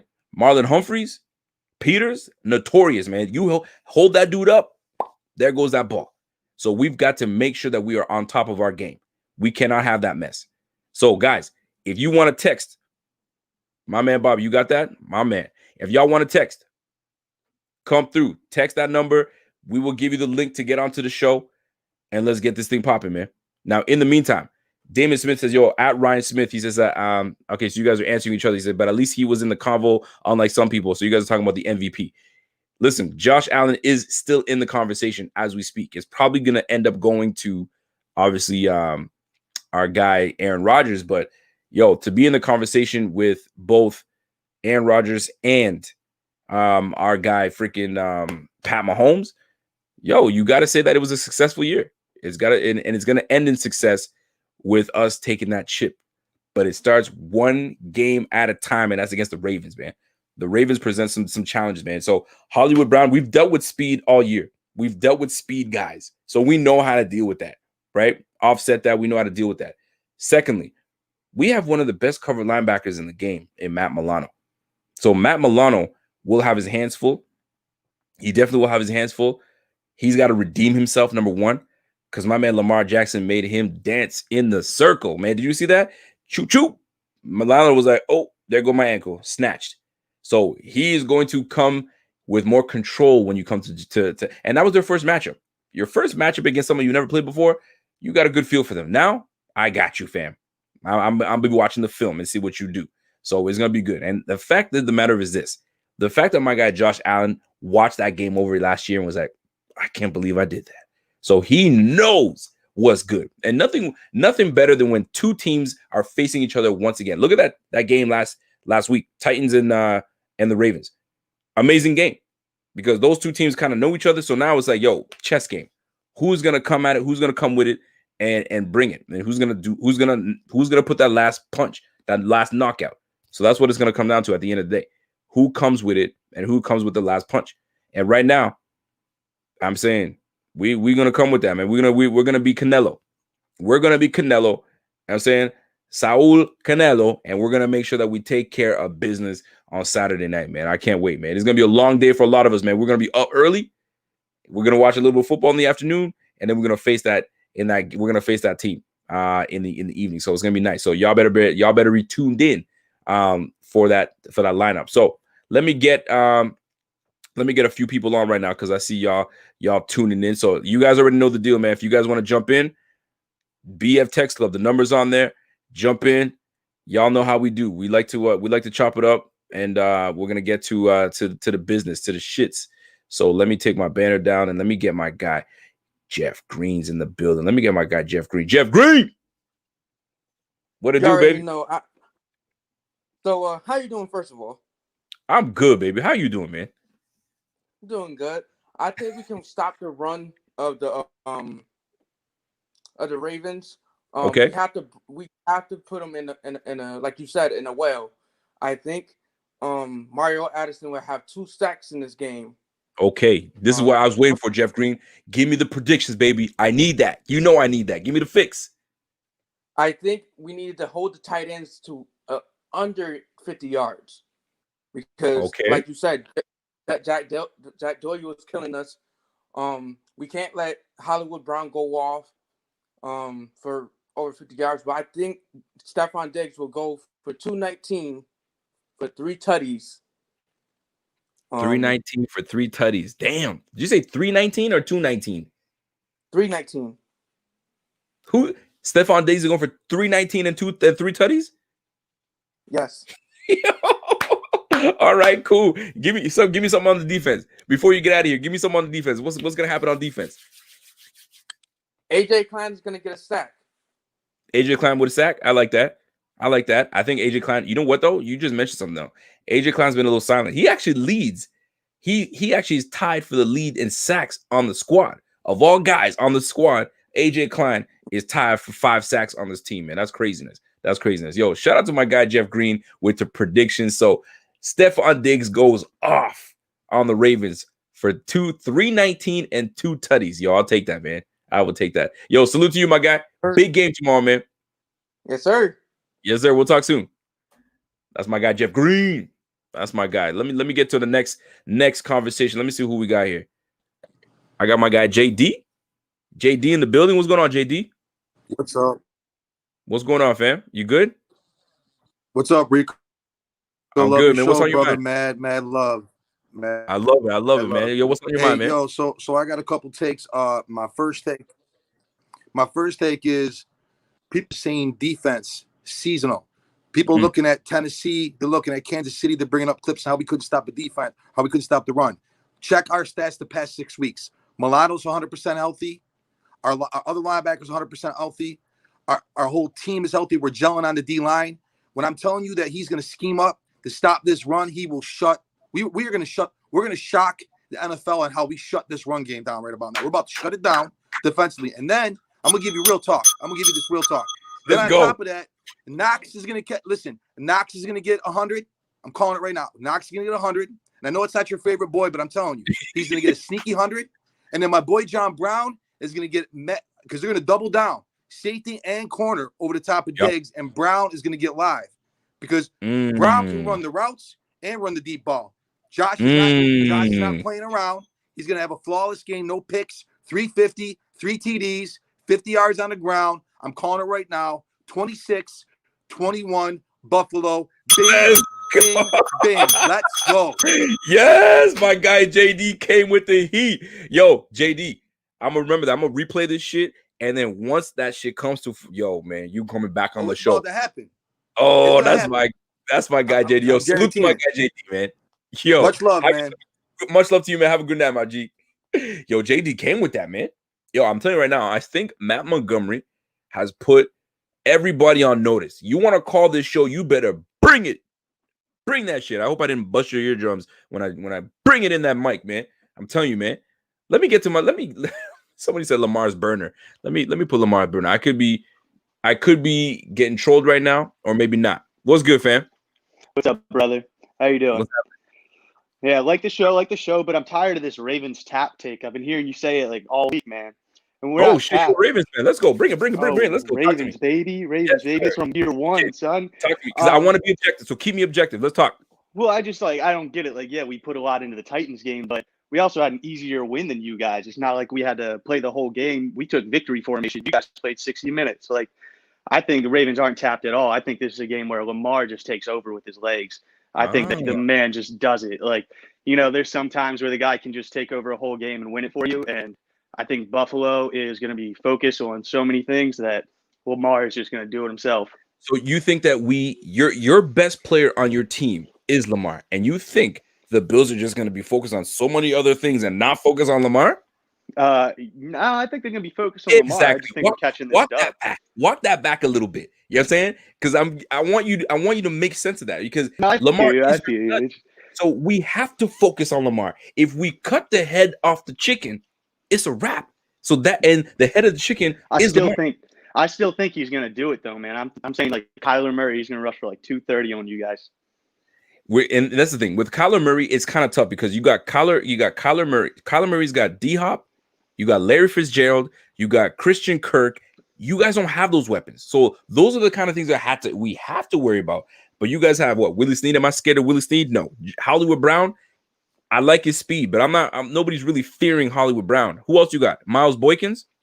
Andrews. That dude is legit. He's legit. But like, so you guys are limited on, and that's what your boy Ingraven was saying. Like, y'all need a number one receiver. You guys were close to getting one. I mean, and I don't want to forget about Dez. Dez Bryant is still that dude, but I mean, he's past his prime. You know what I'm saying? He's past his prime. So I respect the Ravens. Don't get me wrong. I love the Ravens. The Ravens is, I don't want to say I love the Ravens. I love Lamar Jackson, the player.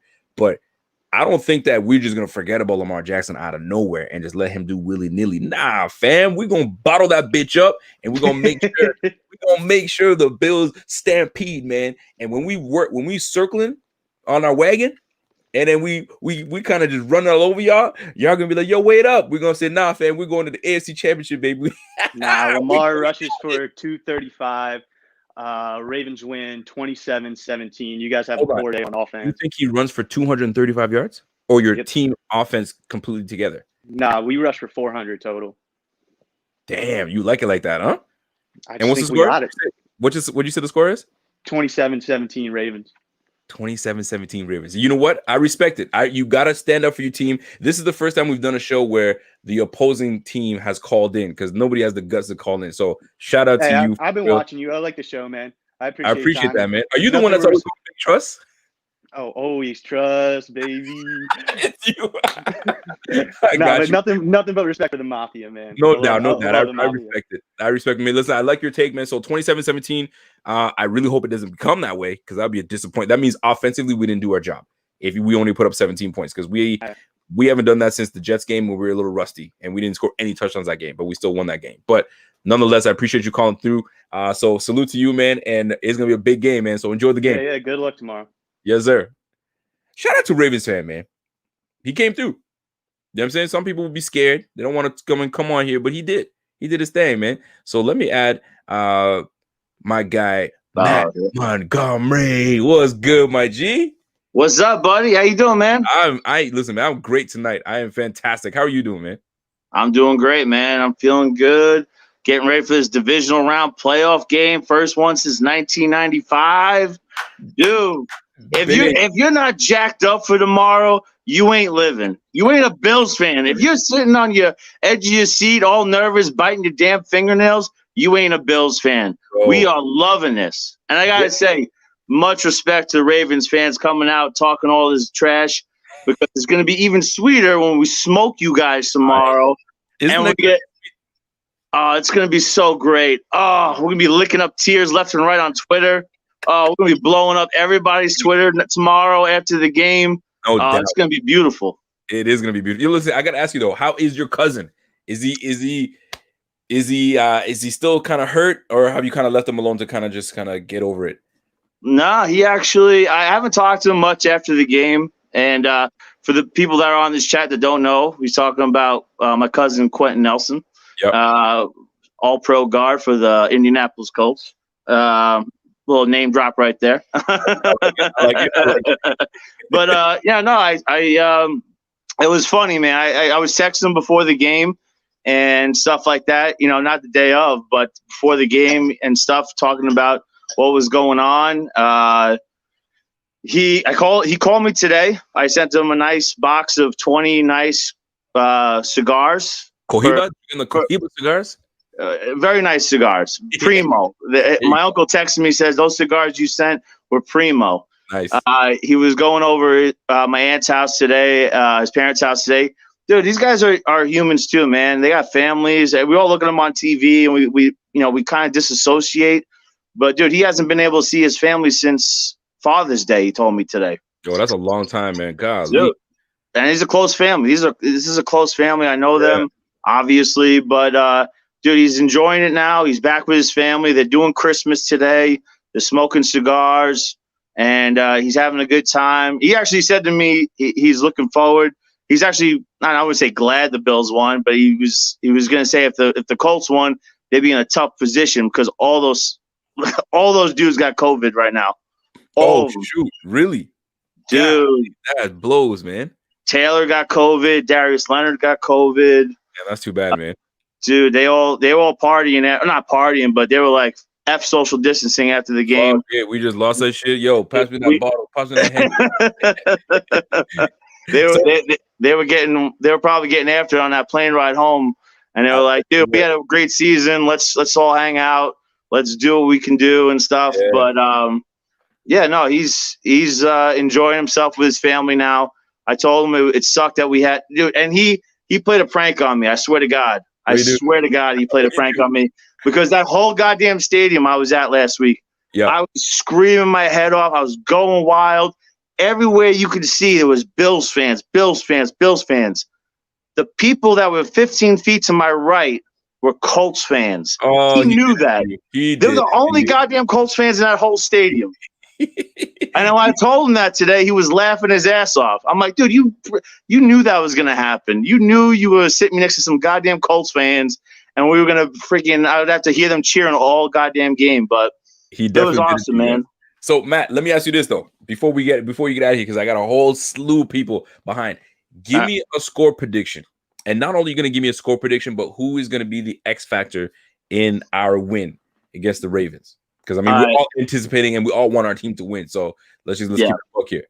Yeah, I'll give you my prediction real quick, and then I just got to say something about these Raven fans. Absolutely. And then I'll be out. Yeah, I got you. I got a rant. I've been bottling up all goddamn week, and I gotta say something to these Ravens fans. Just let me know when you're about to start your rant, and I'll give you the floor. Well, score prediction. I will say Bills. It's going to be a close game. I'm not. The Ravens don't get blown out. They got blown out by the Chiefs. That was the only blowout game they had all year. To expect the Bills blowout is unrealistic. Yep. So I'll say 24-21 Bills. Yep. It's going to be. I think it's going to be somewhere in the 20s. Obviously, there's turnovers or something unforeseen. But if both teams play their games, clean games, it's going to be, I think, in the mid-20s, somewhere in the score. Might come down to big leg Bass kicking us a game winner. And I think that would be the most likely outcome. But the X factor in this, give me the X factor. The X factor in this game, nobody's talking about them, and nor would I expect them. But being my cousins on the offensive line, I'm thinking offensive line for the Bills.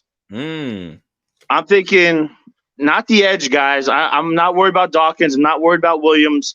Mitch Morse is going to have to play quarterback of that offensive line for us. They do a lot of stuff up front, a lot of stunts. They're very deceptive up front, and they disguise things very well. So I'm saying Mitch Morse has got to have his best game of the year for us, and he has to give Josh time. If you see Josh back there and he's doing one of these air traffic control, Josh, where he's pointing to people, game over. Game over. We're blowing these guys out. Yeah, if you see Josh Allen in the first half and he's doing this and he's pointing to tell people where to go, he's hopping and he's like, all right, who do I want? Yeah, you go there. You go. If he's doing that, calling holding plays, like if he's seeing the field like that and he's got that much time, this game is a wrap. Pack it up. Bills is going to the AFC Championship game. I would that. It's all going to come down to the interior line, I think, in this game, because that's how I think they're going to get pressure is in the middle, and that's where they want to get pressure is in the middle, because I think they could try and contain them outside, but if they're pressuring them up the middle and flushing them out or trying to cause them problems, it's going to be an issue. So I'm saying offensive line. That's a weird take. I know it's not the sexy thing. No, that's cool. I like it. But I'll say this. I'm going to give you the floor. You got 30 seconds to get your rocks off, because I got people behind. So here we go. You ready for it?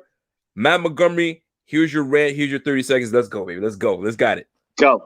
All right. So Ravens fans, I want to say this to you guys. This week in particular, you, your fan base, your team could all kiss my ass. And speaking of ass, your city smells like a butthole, because I've been there before. The Inner Harbor smells disgusting. And I say harbor, I mean harbor, like Boston. And why you say I'm saying a Boston accent? Because you guys aren't from Boston. Because you steal things. You steal things. You stole the Cleveland Browns from Cleveland.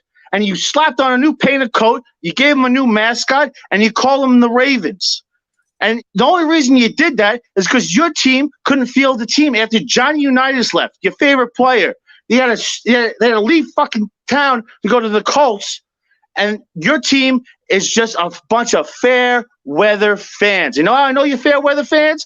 Because I watch the Yankees play the Orioles every week, and there are at least 30 Orioles fans in the stands every week. You'd be lucky to field a baseball team with as many Oriole fans as you got in that stands, because they stink. Back when Cal Ripken was playing, that stadium was sold out every goddamn game. But since you don't have a good winning team, your fans don't show up. Bills fans show up every year. Every goddamn year we show up. And you know what? You want to hear talk about this 4 Super Bowls, 4 losses? We won 2 Super Bowls? Well, guess what? You won the 2 Super Bowls, and you had your Ray Lewis on the team. Let me tell you something about Ray Lewis. He was well-known. He's respected. I love the guy. He was a great player. But his stupid dance in the beginning of every stupid game was about the Gladiator movie. I saw the Gladiator movie, and I put my hand in the dirt, and we're ready for war. We're ready for war. You know what? My favorite movie is Rocky IV. You don't see me watching that goddamn movie and going out and punching Russians in the face every time I see that goddamn movie. You freaking stupid fans, you think you crab cakes. Oh, that's what you know for. Crab cakes versus buffalo wings. No, you do your crab cakes this week? You put a goddamn candle on top of it, and you make a wish. And that is the only way for heavenly support and supernatural support that you're going to – don't ring the bell yet. I'm not done. You're not going to get support because you're not going to beat this team. And you know why you're not going to beat this team? Because on the Rico report, we call our quarterback Josh Allen the Winter Soldier. Woo! And that Winter Soldier is coming. And he just took out Old Man Rivers, and now it's hunting season. And now it's not duck season, it's not rabbit season, it's MVP season. And the first MVP up is your boy Lamar. And next we're flying to Kansas City, and we're taking out Mahomes. And then we're flying down to Tampa Bay, taking out the would-be king, the false king in the north, Aaron freaking Rodgers, the presumptive 2020 MVP. We're winning this Super Bowl, and we're taking it all this year. And for any Ravens fans on here talking trash, we got to say in Buffalo, it's called humble and hungry. And this Saturday, give it to Raven Stew is on the menu, and this team, this fan base, Bills Mafia, Buffalo Fanatics, we are hungry. Give it to him. Give it to him. Woo, my Matt Montgomery. Matt Montgomery, how you feel, baby? You good? Little lightheaded. Ladies and gentlemen, yo, Matt was feeling it. So, Gay, listen, man. We got it. We're not dunk hunting. We MVP him. And we got one this week. We got one next week potentially. And then we're going to take it again the third week. Yo, let's do it. Matt Montgomery. Let's go, baby. Listen, we're going to do this again after the game, post game, win or lose. We're going to be doing it. But I hope we're celebrating. I'm ringing my bell. Ring it. Fashion. Yes, we're ringing it all the way to Tampa this year, buddy. Yes, sir. Salute to my guy, Matt Montgomery, man. Have a good night, my G. Take it easy, buddy. Yo, Matt was feeling it today, boy. Golly. Whoever's got to come after him. Truth to Hearts. You up? My man Truth to Heart's like, damn, I got to do that. How the hell you supposed to follow that? I was like, golly, man. What's good, my G? What's going on, bro? I'm good, man. I'm good. I feel good. Yo, did you catch the show earlier today? What'd you say? Did you catch the show earlier today with my man Ingravens? Oh yeah, I caught like the very end of it, bro. I had just woke up. I ain't gonna lie. Like I had to work a crazy shift. I slept for like damn near the whole day. Yeah, I got you, man. I do the night shift too, so I get it. So yeah, man. What's on your mind, man? Talk to me. Yo, bro. When I tell you, remember the last time I was on, I was like, yo, what the fans got to be humble for, be cocky and whatever. Yep. When I tell you, I was cocky as hell this whole week, man. With these Ravens fans, I was talking trash, and I you know, it's crazy because like I don't understand where this confidence is coming from these Ravens fans. Y'all had a real tough year. I mean, y'all had a tough schedule last year. Y'all went 14-2, had this magical season. Y'all have the ease coming into the season. Y'all had the easiest schedule. And y'all go 11-5, and if it wasn't for the Bills, y'all wouldn't even be in the playoffs. We could have let Matt Barkley play the whole game. The Dolphins probably would have won, and y'all wouldn't be in the playoffs. Y'all barely made it into the playoffs. Where's this confidence coming from? Y'all freaking the only good team that y'all beat this year was the Colts and the Browns, and nobody considered the Browns as a good team this year until they actually made the playoffs. Come on now, like what teams did y'all beat? Y'all beat you want to bring up the Titans, bro. I ain't gonna lie, we got blown out by the Titans. But I was like the Titans was trash. Like that's a trash team. If you shut down Derrick Henry, they can't do nothing. And they lucky AJ Brown was hurt. He couldn't play that whole entire game because he was killing them every opportunity he had. AJ Brown, y'all got this. He trying to hit the Ravens fan gonna come over here and say, oh, it went down to the wire with your game and we went in victory formation. Motherfucker, it was 24-10 in the fourth quarter. What are you talking about? We sold out. We like everybody and their mom was like, "Oh, we about to blow them out." It's 24-10. They about to stop running the ball. They about to start throwing it. So of course, our defensive coordinator is gonna be like, "They're not gonna run it no more." They fucking get like 3 fucking runs that inflate their running numbers. You know what I'm saying? So everything you saying is facts because we are 14-0. We are 14 points. We're like, yo, this is a wrap, man. It's a wrap. They're not about to run it no more. Yeah, man. And don't get me wrong. And then I think our defense really struggles against teams that's balanced. I think that's why I think the rushing numbers are inflated. When we played against teams that's run heavy, we shut that ass down. Look at the San Francisco. That is a run dominant team. Regardless of all the injuries they starting running back that game. What did he do? Nothing. You know what I'm saying? The teams that can go pass or run is usually the teams that take advantage of our run because because being a passing team is more effective. So we'd rather get killed by the run than the pass.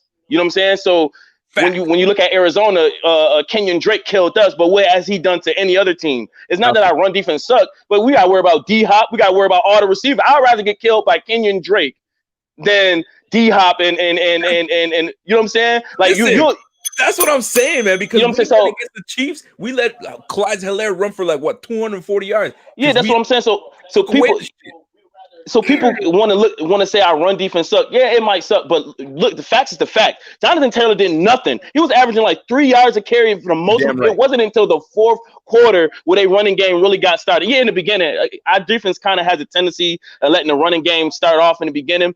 But Ravens fans, let me let y'all on game. This game can go two ways. Let me give you full screen, man. You got it. The floor is yours. This game can go two ways, right? I'm not gonna shit on the Ravens. Y'all actually are a good team. But I'm gonna give y'all. I'm gonna spit game with y'all.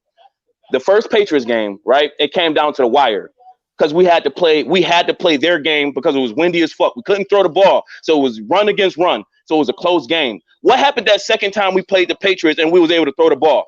What happened? They tried to do that little clock management and we ate that ass up. You know what I'm saying? Going against Bill Belichick. You trying to tell me, yeah, y'all probably gonna get 9 points. I'm telling y'all, if we get off on a fast start. Based on y'all season, you cannot be that confident and say that Lamar Jackson, if we go up 14-0, he's going to be able to get y'all back in the game. You cannot tell me based on the season he had, he will get y'all back. Y'all had a magical season last year and he couldn't get y'all back. He had a very pedestrian year this year. You think he's going to come back throwing the ball? Come on, get out of here. Y'all struggle against the Titans. Y'all struggle against the Titans. Y'all was scared. Y'all was scared. No, don't try to act like that was an easy game. Y'all was scared. Y'all was scared. Let's keep it real. Y'all was scared. And I'm not gonna sit here and say we wasn't nervous. Hell yeah, we was nervous. But it was a point in our game where we was able to relax. It was 24-10. Let's not forget that. People gonna ignore that. It was 24-10 in the fourth quarter. And not to mention the first half, we started all our drives in like behind the 15-yard line. So the whole fight, that's like being a boxer, and I'm up against the ropes. The first six rounds, I'm up against the ropes, and we still come out and win. Truth to hearts, you killed it, man. Dude, let it go, man. The horse is dead. You keep beating that shit. It's over with. I had to match my man's before because he killed that. But all jokes aside, Ravens, this is gonna be a good game though. But I do think it's either gonna be a close game because the game fell into y'all favor where we got to catch up. That's why it'll be a close game. But if we start off fast and y'all don't, it will be a blowout. So I think if y'all win, it's because it's a close game. Y'all not blowing us out. If y'all win, it's because it's gonna be a close game. If we start off fast, it's gonna be a blowout. It's gonna be a blowout. And that's not saying y'all trash, but you have to understand y'all running team. Lamar Jackson is not a throwing quarterback. He can throw the ball, yes, but he's more of he's like a Mayweather of quarterbacks. Like he's a point boxer. He jabs. He do jabs. That's how his throws are. Like he'll dink and dunk like that. But he's not dicing up name one defense he diced up that he didn't have to run. Name one. Name one game where Lamar Jackson sat in the pocket the whole entire game. He ain't gonna do it. Exactly. So he can't do it. This is how you know. Your coaches will tell you, and I'm gonna show you. This is how I'm gonna show you because Josh. Remember I said last time, Josh Allen, he was like a loose cannon, so they kind of limit how last year, right? He only threw the ball like 25 times a game because when you're a quarterback that they don't trust you fully, they don't dare let you throw 30 or 40 times ever. You never throw 30 or 40 times when they don't trust you. They let you game 25 attempts a game is a game managing throws. That's Lamar Jackson's whole career. Last year he averaged 26.6 throws a game, and this year it's 25. Get him. So that tells you right there they don't trust Lamar Jackson to throw the ball. And then y'all want to say, "Oh, he don't got no receiver." That's your fault because I got a running quarterback, which means no receiver want to play with y'all. That's you think Hollywood Brown is gonna come back to y'all? Listen, you think he's gonna want to re-sign back to the Ravens? You missed out what I was saying because I told him, I was like, yo, he's like, we don't got a number of receivers. Like, yo, fam, nobody's want to go over there. They know he's a quarterback that's not going to give him the ball. They're going to be frustrated with his ass. So no exactly. Have a damn quarterback. You got to draft. And where y'all lack at with receivers, y'all got running backs and y'all got tight ends. So it balances each other's out. We don't got no tight end. We don't got no running back. So I don't want to hear he don't got weapons. His weapons is his running backs. When his legs need a break, huh? Let me ring that bell for you, man. Let me ring that bell for you. Let me ring that bell because you it too much.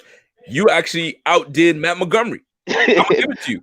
You came with it because now you said something that was extremely key. And no disrespect to my guy Matt Montgomery, that boy brings it every time. Sometimes you gotta give the title away. Matt Montgomery, the title goes to Truth to Hearts this week. Take of the week. One thing that you said that was great is the fact that the matter is that was a balanced team. So you had to we didn't know where we had to focus. It was a very balanced team because Phillip Rivers can put up numbers, but so can Taylor.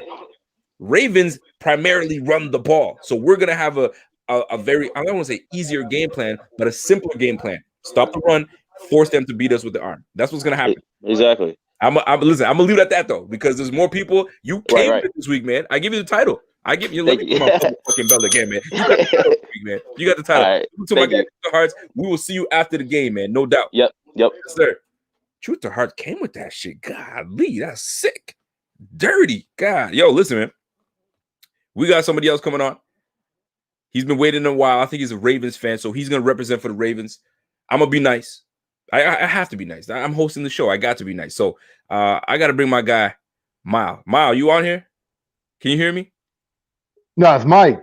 Mike, okay.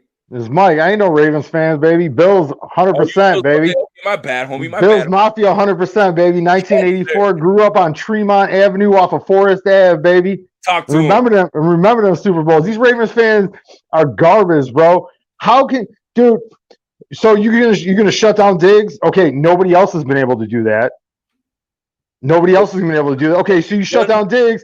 Beasley's gonna take you for as many as he wants to because his knee's actually healthy. We played a vanilla offensive plan against the Indianapolis Colts. We didn't let Josh throw the freaking ball until the third drive. We gave you, we fronted you 2 drives trying to establish the run game. You think we're gonna do that this week against the Ravens? You're insane. No. They're going to come out. They're going to tell Josh, throw it on first, throw it on second, throw it on. Oh, wait, I'm sorry, first down, because he would have got a first down by first and second down. Rock, paper, Poyer, baby, because I guarantee you, when Lamar can't run in 3 inches of freaking dew, let alone some snow that we're going to get in Buffalo tomorrow. He's gonna okay, so let's talk about this, man. We're going to have some snow in this game. Yep. So it makes you wonder, what, you know what I mean? How is this game going to play out for the opposition, and how's it going to play out for us? Because this is where we would need a Zach Moss coming into this. But then we got Antonio freaking Williams in this bitch that we brought up, and Devin Singletary. So this is going to be a fun matchup to see how we do in the damn run game. I'm so excited for Devin Singletary and Antonio Williams in this game. I'm through it, man. So it's gonna be nice. And you got TJ Yeldon that's gonna be in this bitch catching the rock out of the backfield. Yo, man, it's gonna be a nasty game. Mike, I need a score prediction from you, man. Give me a score prediction for this upcoming game. All right, here's what I'm gonna say. All right, here's my score prediction. I think we're gonna drop at least 40 on this team. Woo! What? I didn't expect you to say that shit. What? I think we're gonna drop at least 40 on this team because they have a corner. A corner. So we have 5 legitimate weapons for Josh to hit. So if they shut down Diggs, that leaves open Gabriel Davis, that leaves open Beasley, that leaves open Singletary out the back. Yep. Do you see what I'm saying? Yep. So like if you choose to shut down one, then you let everybody else feast. No doubt. There's gonna be Beasley flossing on the sideline this weekend. Let me tell you, man, it's hard to stop a team that spreads you out and a quarterback that doesn't just primarily lock in. How many games did we see that Josh Allen just hit his 7th receiver or his 8th receiver of the game? Dude, he does it all the time. I think there's 13 players on the team that have caught a touchdown pass because he spreads the ball. He doesn't just stick to one guy. So that's the one thing that I've loved about Allen's game is he doesn't just stick to, I got to get the ball to Stephon Diggs. Stephon Diggs is the only guy I got to do. Nah, man. Cole Beasley is going to eat. Gabe Davis is going to eat. John Brown might be the one that eats, or Stephon Diggs, man. So I just hope he doesn't force the ball. But he name me one other team that called the guy up, gave him a touchdown, and then cut him. Oh, man. We just giving you stat sheet reports. That's how at will Josh Allen distributes the ball, bro. I'm telling you, man. Dude, we give you Kumaro, and Kumaro's gone. Don't worry, we got it. Yeah, that's what I'm saying. Hey, if you want a touchdown in the NFL, all right, you get a day off. All right, you come play with us for a day. We'll give you your touchdown, and then you can go back to work. I like that's how at will Josh Allen is picking apart defense. I Love you, Rico. Thank you for having me on, bro. You, my G. All right, take care. Yo, Big Mike came with it right there. I like that. I like that, Big Mike. Who do we got? I got my Leon Brooks says, yo, how amazing is it that to be talking Bills football in the middle of January? One not done. Let's go Buffalo. My 11-year-old son and I love BF. I appreciate you, Leon Brooks, man. And the love goes back to y'all, man. I'm telling you right now, by the way, shout out to each and every one of you guys tuned in right now. There's 621 of y'all. Some of y'all are Ravens fans are stewing right now. I mean, I can't believe these Buffalo guys are talking all this junk. We're not talking junk, baby. We can talk it because 13-3. If we backed into the playoffs like you guys did, I'm just keeping it real. You know what I'm saying? Then I could understand you guys talking junk. When you guys were 14-2 and we backed into it, you guys like, yo, who are you? You know what I'm saying? That's why but you know what? That's why we play the game. That's why we play the game to get the end results. And that's what it comes down to. So let me get any if you guys have I'm gonna take one or two more. Actually, no, I'm gonna keep it at that because we've gone on for 2 hours and I got 600. You know what? Wait, let's keep rocking, man. I feel good. I still feel great. So if my man asked me if I'm a Sens fan, dude, I do not do hockey. Do I look like I do hockey? All this shit, wrist shot, slap shot, fucking sitting on the ice and watching these guys go back and forth? Nah. But I do take notice when I see a brother on the ice. I was like, oh shit, let me see what's going on with that dude. So you gotta see representation. If there's representation, I want to see what's going on. But hockey, I cannot watch a hockey game. I've been to a live hockey game, much more entertaining when it's live. But on TV, can't do it. Like icing call. What is that? I can't do that, man. I'm sorry. Ravens. When I say Ravens, I meant the Sabres.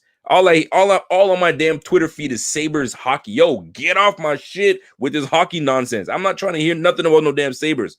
Is football right now, and after that we go to the ball. That's it. No hockey, man. Get out of here with that, Sens fan. And they're trash. Sens are terrible, and so are the Sabres. that's real talk, man. Let me see who else is on here. Boom. Oh, my guy Chad Cooper.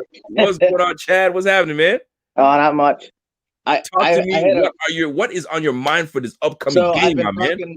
I've been talking to my friends, and I'm like, I got this theory, that's like a whole storyline that's going on in the playoffs. It's like, oh man, now the Bills aren't underdogs anymore. They're like the ones above. They're the ones they see as better, but we're always on upset alert. The past 2 games, right? It's because our run D is not garbage, but it's bad. So they can take advantage. And I could see it going I think this Ravens game is going to be really close.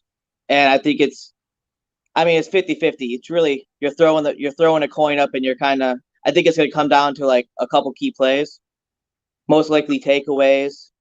So let's get specific. Who's taking away? Give me a takeaway. Who's going to be one? I think Trey White should be able to pick off Lamar. But then I worry about the rookie. Williams was great coming in.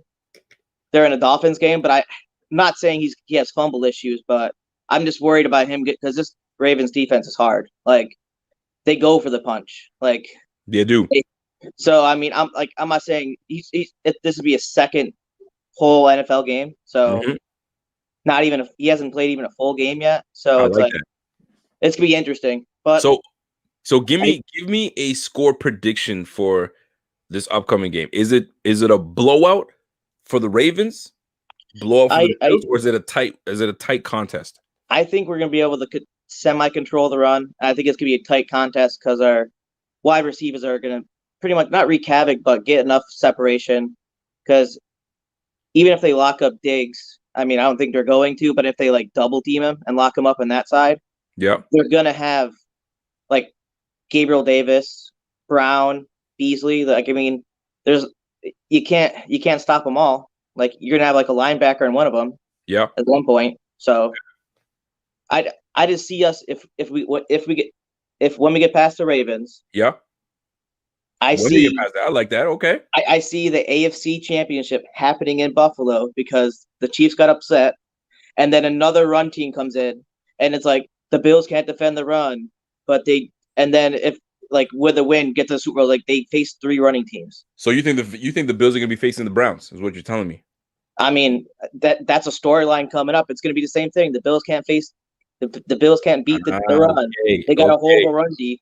But I think that would benefit because if we do get into the Super Bowl, I think the Packers are going to be there. To be honest. Yep.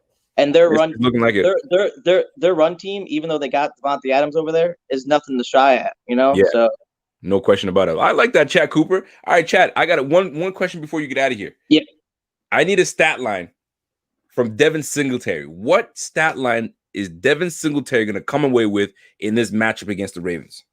I think if they try to stop the run, if they're not, I don't think they're going to push the box because they know we're going to throw. Yeah. I think there's going to be a couple handoffs in the back and probably bring it out to the outside. Now, before you give me a number, maybe a couple 25-yarders. Hold on. Before you give me a number, Josh Allen. Devin Singletary rushed 17 carries for 89 yards last year. That's all I'm gonna tell you. So, what are your thoughts? I think he can. I think they're going to be more focused on the pass attack this year, to be honest, because we're way heavy, like pass heavy. So okay, I think he's going to get a sneaky maybe a little over just over 100 sneaky okay. He's gonna break off. It's not going to be all in one run, but it's going to be a couple big runs, and then averaging 4 or so carry or something before that. Got you. I like that, man. I appreciate that. Chad Cooper in the building. So, Chad, next stream is gonna be the post game. So I, like yourself, is hoping that we are celebrating and we're talking about how pumped we are and how great we feel. And I'll tell you right now, I'm gonna warn everybody. I am not a happy person when we lose. I am an awful person. I cuss. I swear.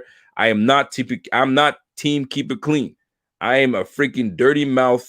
Rico, listen, Rated R Rico's coming out. That's all I'm gonna tell you. That's all I'm gonna tell you. I know it's. I see this game being super close and pretty much having heart palpitations the whole time towards the end. It's gonna. I think it's gonna be coming down to the last type of play. That's real talk. That's real talk, man. Yo, salute to my guy Chad. I'm gonna hit you up later, my man. Peace out. Yeah, no problem. Yes, sir. That's my guy Chad Cooper. Chap Cooper in the building, man. Yo, Big Mike, is Big Mike back? Big Mike. Yeah, I'm back. What's up? What's good, man? Yeah, I'm back. What's good, man? How you doing? I'm good, man. We removed you on the thing and you trying to come back. You got more takes? Yeah, I got takes for days, bro.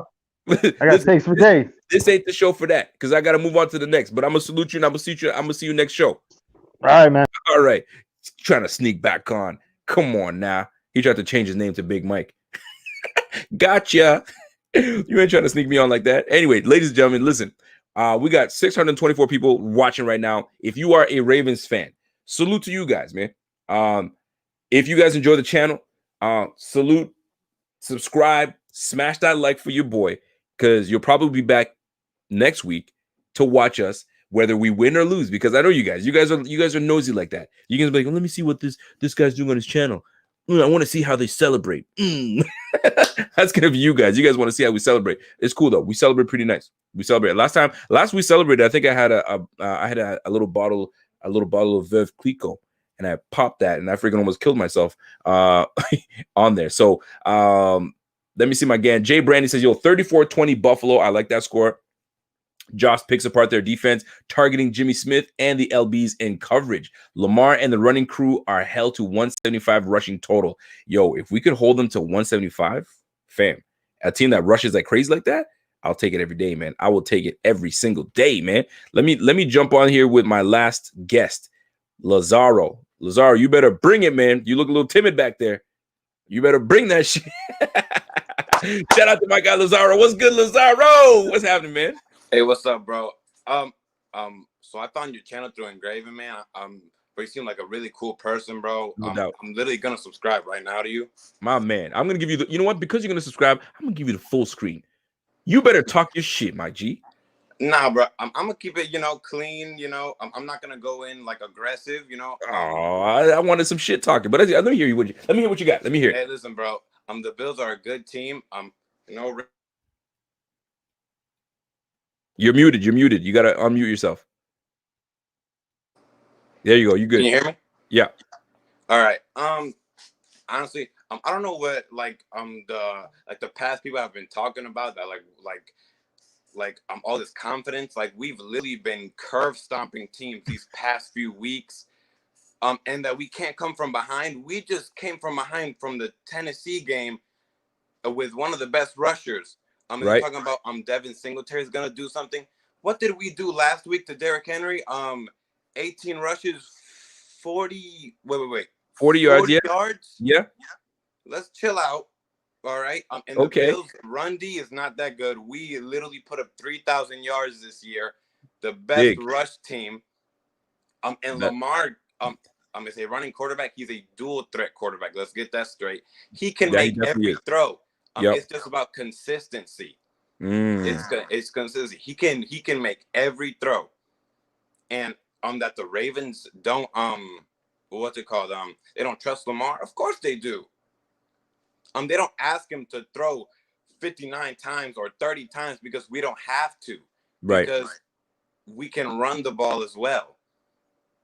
I got you. So I'm gonna let that marinate for a minute. You know what I'm saying? Because you look a little timid, so I'm not gonna go and beat you up too bad. However, you use the terminology of curb stomping. We've been curb stomping team. Who are you curb stomping? The Giants? Boy, please with that. Yo, move out the way with that curb stomping bullshit. Hey, you don't you want to know what a curb stomping is? When you beat the number one defense 56-26. That, my friend, is a curb stomping. When you put 48 points on the damn Denver Broncos, that, my friend, is a curb stomping. Don't you talk to me about beating the let's go through your schedule. All right, my good man. So let's check this out. So y'all beat hold on. Let's start after the bye week. After the bye week, because you guys had a strong start. Let's go bye week. You lose to the damn Pittsburgh Steelers. The fraudulent. I don't give a damn what it is. COVID. Y'all lose to the damn Steelers. We had RG3.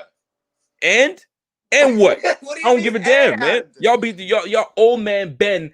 He put work on you guys. You let dancing Juju Smith-Schuster no, he didn't. do all this dancing. Looked terrible against our defense. Anyway, nice moving on, sir. Then you played the Colts. Y'all beat the Colts 24-10. Good for you. That's a good team. You know what I'm saying? Then y'all lose to the Patriots. How? Let me remind you. We swept the AFC East. That means we beat the Patriots twice. Moving on, sir. Then you lose to the freaking the Titans. That's 2 losses in a row. Then you lose to the You lose to the Steelers again. What was the excuse then? COVID? No, it was nothing. You know what I'm saying? So 1914. Then you beat the Dallas Cowboys. Whoop-de-doo, everybody beat the damn Dallas Cowboys. That NFC East is terrible. Let's move on. Cleveland, y'all won that game and you let them put up 42 points on y'all. Nothing. Y'all won the game. Good for you. That's a good team. Solid team. Not hating. 42 points though? Okay. Nah, I ain't doing that, fam. And that's supposed to be the defense that's supposed to be killer? That defense is killer. Wait a second. Who was the quarterback that was lighting the Browns up in that game? Was it your guy? Lamar Jackson? All right, cool. We're gonna revisit that, right? Then y'all play the Jacksonville Jaguars, the 1-win team. Boys, stop playing curb stomp.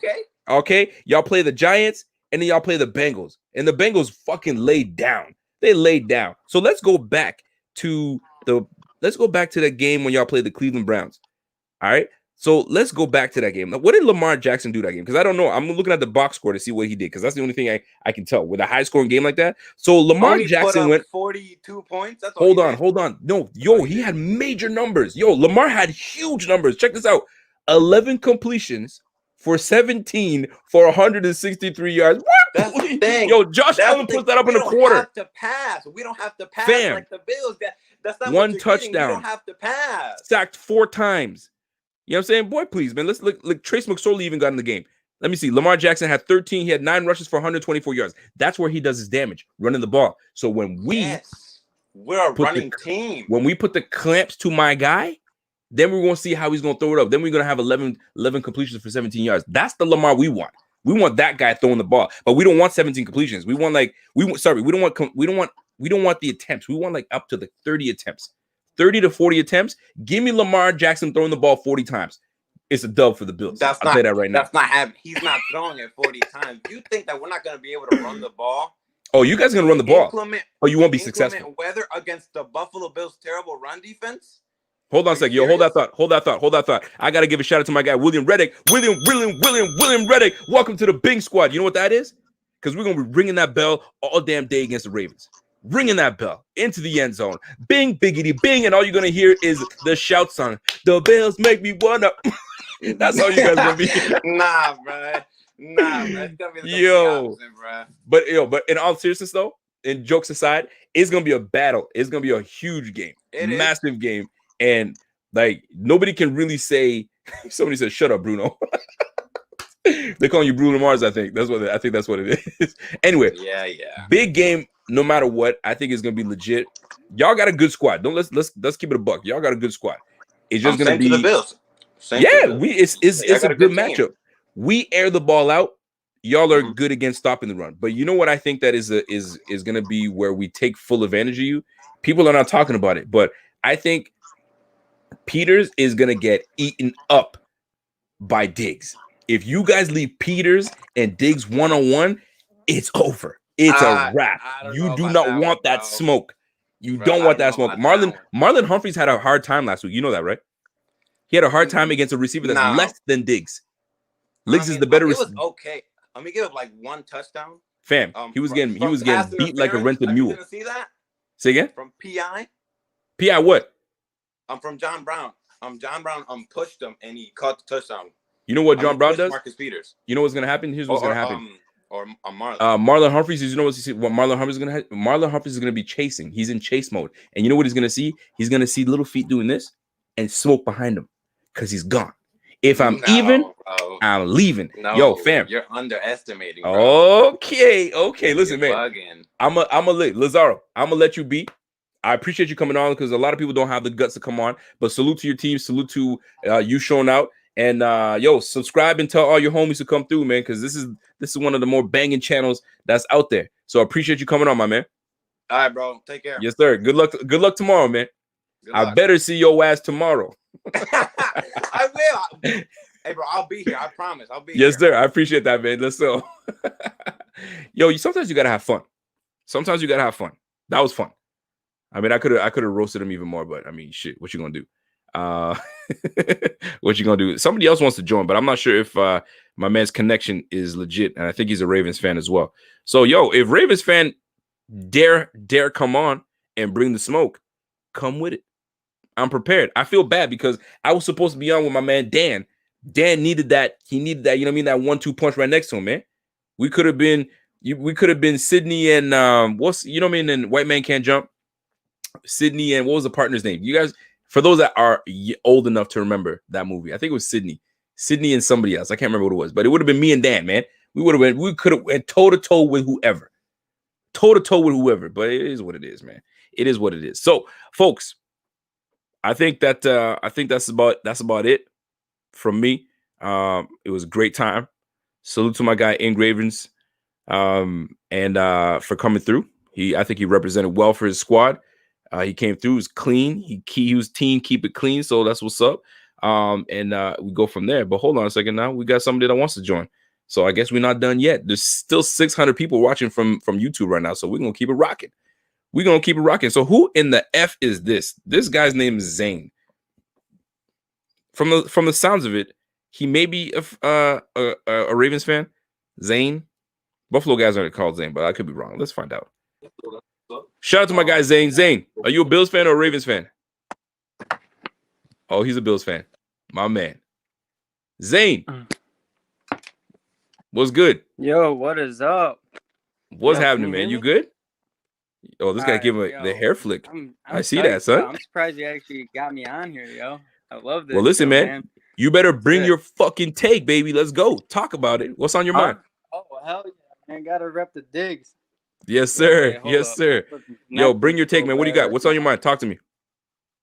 Oh, dude, I'm just so excited, man. Like, just the fact that the Bills have a chance to go to conference championship right now. Oh, yeah. That's just, hell yeah. I mean, I've been a Bills fan since, like, pretty much as young as I can remember, probably like 6 years old. So I've never even seen the Bills win a playoff game.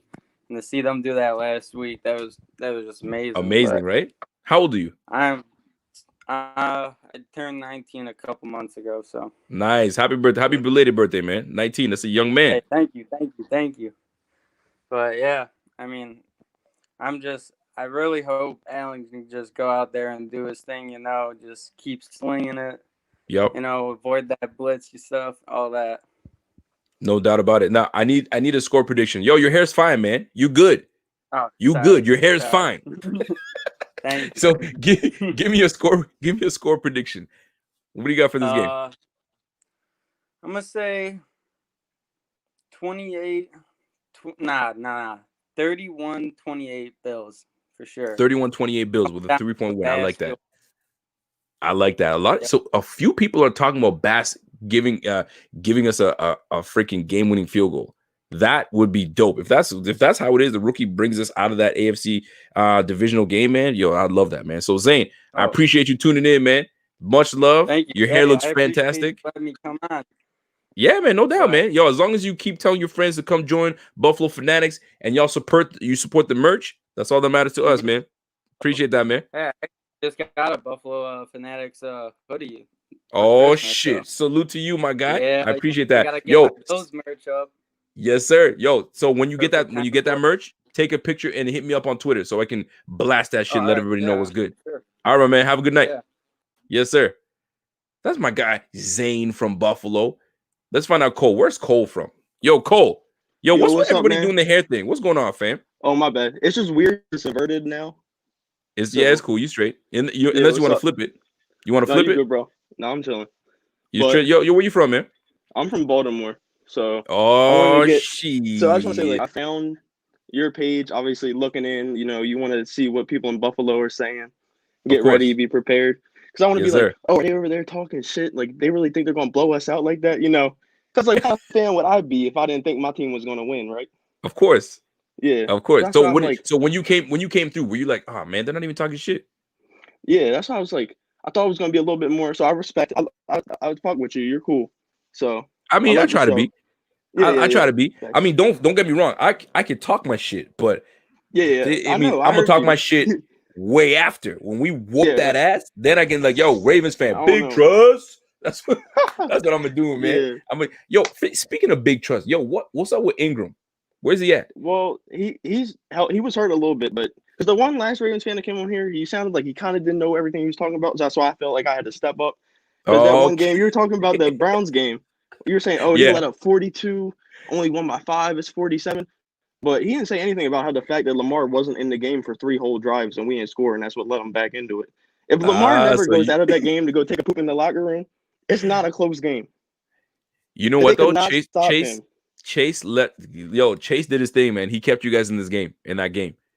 Yeah, Trace. Because he made some Hollywood kept dropping the ball until he finally scored that one. I'm not a big fan of Hollywood. I don't think Hollywood is nice like that. No, that's why he just got speed, but that's it. We took the Hollywood away for a couple of weeks. He was just Marquise. Yeah, Marquise, man. You can't be Hollywood. You're not allowed. I like that, man. You are not Hollywood. Like Hollywood had a good game last week. The last couple of weeks, but man, he did good last week. He is 7 for 109. He started stepping up. It's but let me tell you, he's not that strong. So you can go back to calling him Marquise though, because he ain't gonna do shit. You think he's gonna do stuff against Trey White? Nah, and the thing that I think, because if it's gonna be snowy, it's just gonna be. I think it's gonna be low scoring ground game. One of the defenses is gonna have to make a play, and it's gonna be a 1-score game. Whoever has the ball last wins. That's how honestly though, I think you're right. I think it's gonna be a 1-score game, and it's gonna be tight all the way through. But can I tell you something though, real quick? Yeah, go ahead. It's gonna be chilly, so you need to bring a parka. Because it's gonna be cold as fuck. Yeah, so y'all better bring it. You guys may think you guys have the advantage, but the thing is, we drafted Lamar for it. Lamar, you got me saying Lamar. We drafted Josh Allen for a reason. You come to Buffalo, windy Buffalo, playoff Buffalo. You got to cut through the wind with the fucking arm. You can't throw. You cannot be Chad Pennington in Buffalo. It's not happening. So we brought this dude there for a reason. That is what you're going to see Saturday night. He's going to be airing the ball. It won't matter who the fuck is in his way. He's throwing that rock, man. Yo, the Bills are destined to win this shit. And it's going to be mother effing chilly. Just remember that. It feels like that. I know. It's like the first good season in like 30 years. You guys it felt good, man. It felt good. It kind of felt like what you guys did last year when you guys went 14-2. Well, I mean, for my sake, I hope it does. But for your guys' sake, I hope it don't work like that. But even though you guys didn't get the first round bye, but that divisional round, you're all hot, you're feeling yourself. Yo, we feel good, man. A team that won the wild card come in and then beat you at home. That's a terrible feeling, especially when you were all the way at the top dog. I like know. We felt last year. Like I thought nothing could stop us last year. I was talking so much crap at work. I was like, but weren't you vexed with Lamar Jackson? You're like, yo, man, who is this guy, man? No, I was vexed at Greg Roman because Greg Roman, he tends to get scared. If we go down, he starts. Yeah, I'm not gonna say Lamar can throw with that great. Like he can make the throws, but not at the consistent level to when he's not gonna go out there and just throw it all over the field. Especially not the Marquise Brown, Willie Snead, and Miles Boykin. That's just not gonna work. But let me tell you something though, real quick though, because what you don't realize is that we as Bills fans had Greg Roman. We know all about Greg Roman. Yeah, I heard about that. We know that he's not a very good offensive coordinator to adjust. Yeah, and it didn't help that we had a quarterback that was timid, that didn't want to freaking air the ball out. But golly, we moved on from Roman because it got stagnant. The offense got stagnant. Like, yeah, we ran well, but like, yo, can we pass the damn ball? We can't do it. So that's not what the same plays every time. We basically just rely on Lamar Jackson to make the play every time. I mean, shit, we both do. We rely on our quarterback. We run it. We live and die by the damn freaking running the quarterback that we have on our team. So before you get out of here, give me a score prediction. What do you think? 24-20 Ravens. I have 24-20 Bills. Really? 20... Yo, that's a good. You said Bills, right? No, Ravens winning. No, I don't know what 24-20. It's going to be a close game, but it's going to be close. All respect, thank you guys. So, like, coming into this before, I don't like the people in the chat saying the Ratbirds though. That's like a Steelers thing, so that's putting you up there with them. But no, I don't even. I'm not even familiar with this Ratbird business. I'm not even familiar with that. I mean, somebody made that up, and I was like, yeah, go ahead, man. Someone in the chat was talking about Milano. He's going to be like the factor. He's going to set the edge, stuff like that. I don't know if you guys remember last year when Lamar shook him out his cleats. Put him on a highlight. Yeah, listen, he came out and said that in the media. He said, "I'll be able to contain him." No, you was laying on the ground. No. He didn't say he's going to be able to contain him. He said he's going to do his best to try to contain him. Everybody's trying to run with that narrative that last year. Yo, he got shook. But the thing is, Lamar Jackson is elite when it comes to that shit. So, like, when I saw it happen, I was like, ooh, damn. You can't do shit about it. Everyone thinks you have a plan until you step on the field against them. So yeah, you're damn right. But guess what? We're going to have a plan this week. We're going to have a plan tomorrow. We're going to find out. I hope you have a plan too. So show enough. All right. Well, whoever wins, I'm rooting for all the way. So good luck. Yes, sir. All right, man. Have a good night. Salute to you, man. Have a good one. Ravens fans are coming through, man. I appreciate that. But you know who I appreciate coming through? When I see Bing Squad members coming through. When I see people that are subscribed to the channel. Shout out to my guy, Game Touch TV. Sir. Game Touch. What's happening, Game Touch? What's happening, man? You good? You're my favorite Bills guy. I appreciate that. I appreciate that. That's love. You keep it real. And I try to. You, Kevin, y'all are the best. My man, Kevin. You gotta Kevin's a good find man. a way. You gotta. I know this is Buffalo Fanatics. You gotta find a way to get him a segment. He's thought about it. He's thought about it, but it's like he's like, do I want to do that? I mean, we encourage him. I mean, we always bring him on. Like anytime we can stuff. He's good. He humbles us diehard Bills fans. But hey, let me say this. All right, this game. I don't know how to feel about this snow. I think they said an inch, right? Or that's not so bad. An inch is not so bad. So like we might have like a slight graze because you see games in the snow where offenses can't do shit. They're fumbling, But then you remember about 10 years ago, the Patriots dropped like 50 on the Titans in the snow. And then a couple weeks ago, Aaron Rodgers in the snow against Tennessee beat the Aaron Rodgers. He is not even affected by the snow. I don't think he's the real Winter Soldier. Yo, he is a real Winter. And now speaking of Winter Soldier, I gotta put you on pause for a second because we just added a new member by the name of James Cox. Ring biggity mother effing Bing. Welcome to the Bing Squad, my guy. Game Touch TV was banging the bell with me, man. I used to have a bell. I lost it. I moved and I lost my. You convinced me to buy a damn bell. Yo, as if you bought the bell. Yo, I respect it though. So whenever I'm right out of member, man, you're watching the show, just ring with me, man. Ring with me. I'll feel it. Yo, I watch your shit, man. You're the only person I watch. I appreciate that. The entire live shows. That's love, man. That's love. But, so talk to me. What's on your mind about this game? How do you feel? Are you confident? Are you like, yo, I don't know, man. Part of me is like, oh, we're playing with house money. I didn't expect to make the play, or I expected to make the playoffs, and like if we won a playoff game, that would be awesome. But we finished 13-3. You know, it's not like we finished 10-6, 11-5. Josh Allen's played fantastic. Like it is for me, it's AFC Championship or bust.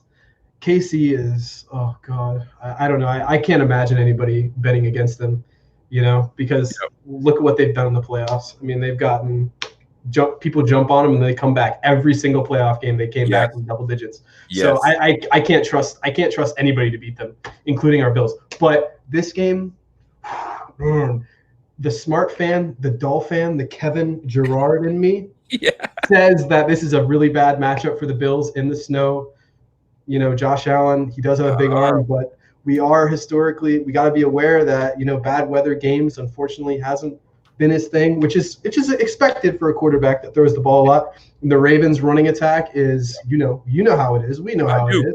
I do. And our rushing defense, we know how that is. So the NFL fan in me would pick the Ravens. However, you can't really, you can kind of see it a little bit. I see it.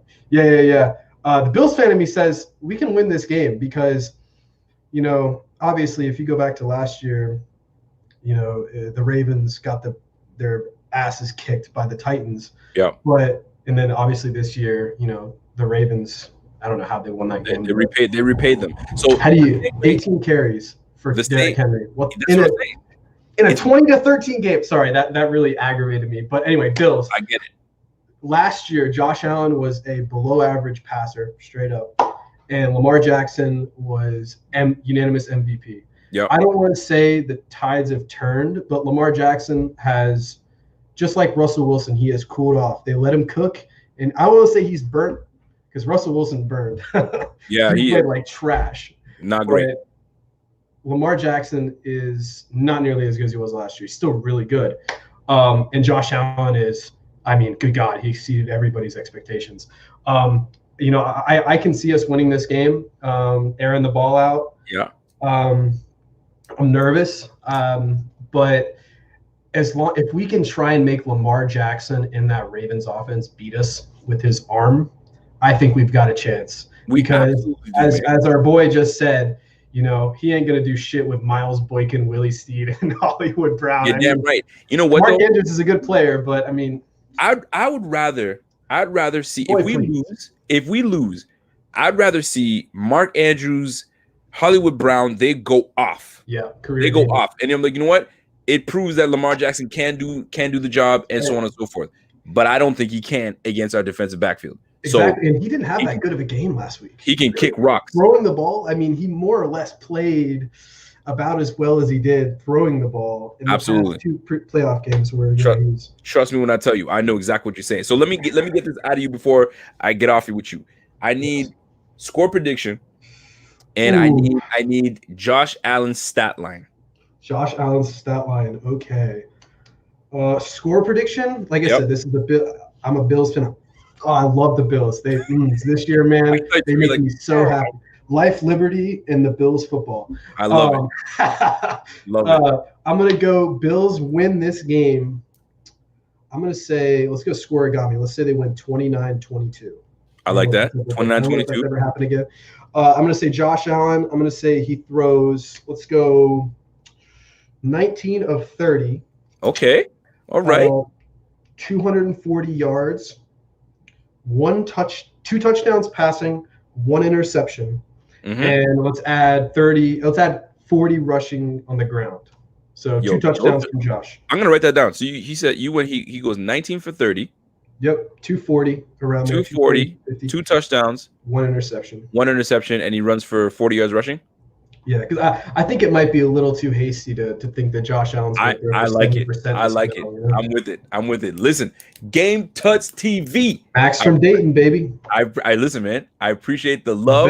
Listen, Zippy Jack and Dare. You remember, my man. Stop, man.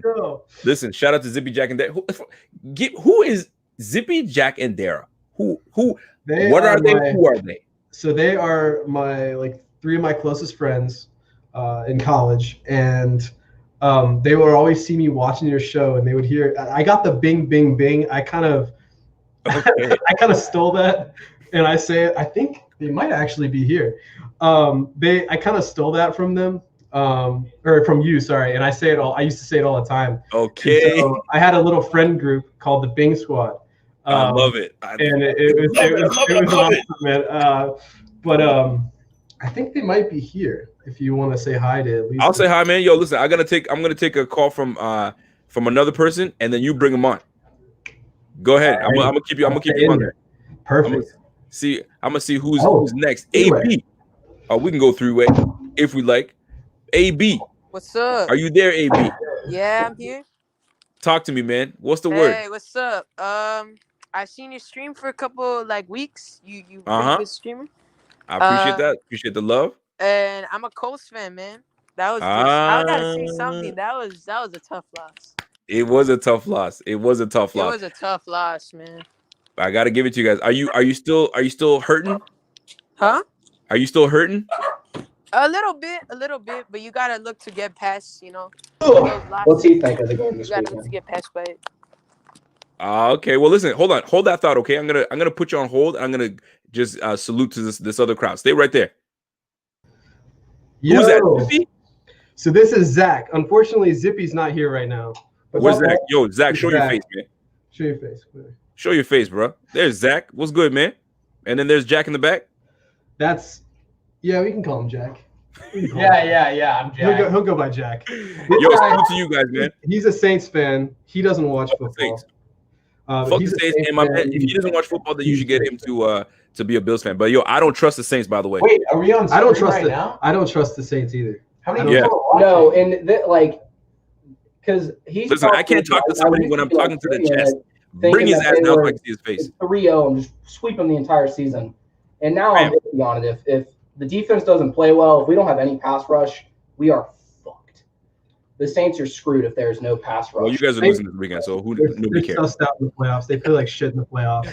Listen, nobody cares about the Saints. That's all I'm gonna say. Listen, Game Tuts, I gotta go. Hey, man, you're the best, Rico. I love you. Yes, sir. Yo, shout out to Zippy Dak there. Can we get one? Can we get bing, bing, bing? Can we get a biggity bing? Let's go, man. Those are my guys. Yo, let me bring back my guy, my Colts fan. Yo, Colts fan, you there? Yeah, I'm here. Listen, man, I feel bad for your Colts that you guys lost. I do. How old are you, man? Yeah, I know, man. Like, hey, it's hard because you got 400 yards or more and you still lost. Like, that's just disappointing. That just tells you that this team is destined to win. That's what that tells you. Is Bills, man, I gotta say, Bills deserve that win. Like, you guys haven't won a wild card win since when? It's been a while, man. Before you were still in your daddy's nutsack. That's pretty much what it is, man. Let's keep it a buck. But yo, what's your name, man? AB. AB. Listen, AB. Have yourself a great night, man. You guys are a good team, man. I don't know what you guys do at quarterback. If Phil Rivers comes back, you guys will probably be in the dance. But yo, Jonathan Taylor, though, that boy is a beast. Yeah, man. that guy can run, man. That boy is a beast, man. You guys have a good one, man. Listen, man, you have yourself a great night, my G. Thank you. All right. Yes, sir. Listen, man, I got to give a shout out to my guy, James Cox, because I had that comment sitting up there for a minute because he says, yo, I'm thankful I found this channel living in San Diego on a submarine. Yo, if that's the case, man, yo, salute to you, man. I came back from a 9-month deployment, found out Bills Nation is on top of the world. Golly, isn't that the best thing to happen? You come back and you find out your Bills are doing it? What? Yo, salute to you, my G. Salute to you for real. So, folks, that is my time. I've been on here quite some time, and I think we got the point across. We got enough, you know what I'm saying, intel, if you will, and not really intel, but you know what I mean, back and forth from other fan bases. You even got the Colts fans calling in. You know what I'm saying? Sounded like a little young guy. But yo, salute to my guy AB. But Josh Cox, man, yo, salute to you, man. I appreciate it. This is why we do this, because we're connecting Bills fans. People just think this is just a Bills fan just to talk and do this, that, and the third and whatever. But yo, we connect people, man. Yo, this is a way to connect and stay connected to your community, not to only your community, but to your team. So salute to my guy, James Cox, man. Yo, this guy right here, Tim Otts. Yo, quit bumping your gums. If you about that life, get on the camera and come talk your shit. You've been talking shit all night, baby. Let's go. I got time for you. If you want to come on, you come on right now. But if you're not gonna come in, then then I guess you'll wait till after the game. If y'all win, then you're gonna want to come and talk your shit. But that's fine. We've been in this position before. But anyways, folks, I really hope you guys enjoyed this night. It was fun. It was fun. We were able to get my guy Ingraven. I can't even say his name sometimes. Ingraven's vids came through. Team Keep It Clean. He did his thing, man. He represented, and classy dude. And I'm hoping that we collaborate another time again. But I've been going on for what? 10 I was gonna say 10 hours. 2.5 hours, man. Almost 2.5 hours. That's craziness, man. I swear, some people are like, yo, you should do this for a living. Shit, I'd love to. You know what I'm saying? But you know what I mean? Bills got to get paid. Bills got to get paid. And you know what I mean? I got kids and stuff like that. So I gotta be the family man. So listen, man, if you guys enjoyed this stream, whether you're Bills fans, Colts fans, this I can't get off. Tim Oates came on. Fuck it. Bring his ass on. Yo, show your face, man. Don't be a coward. Show your face. Hello. Oh, please. You're gonna be that person? Am I ready to hang up this thing? I'm sorry, Rico. Can't do it. Can't do it. So if y'all, I mean, that's what you get. Sometimes you're gonna get trash like that. But it is what it is. I'm doing it from the house, man. So once we get a real studio and we're doing the shit, yo, we're gonna stream that. We're gonna get rid of the waste and get good quality calls like we got today. We got some good quality calls today.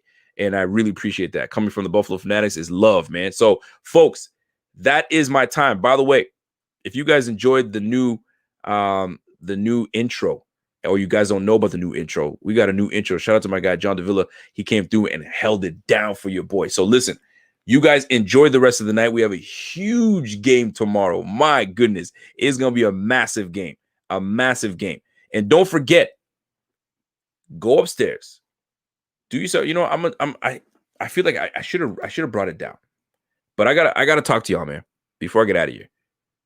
If you guys aren't manscaping and taking care of yourselves, y'all gotta do it.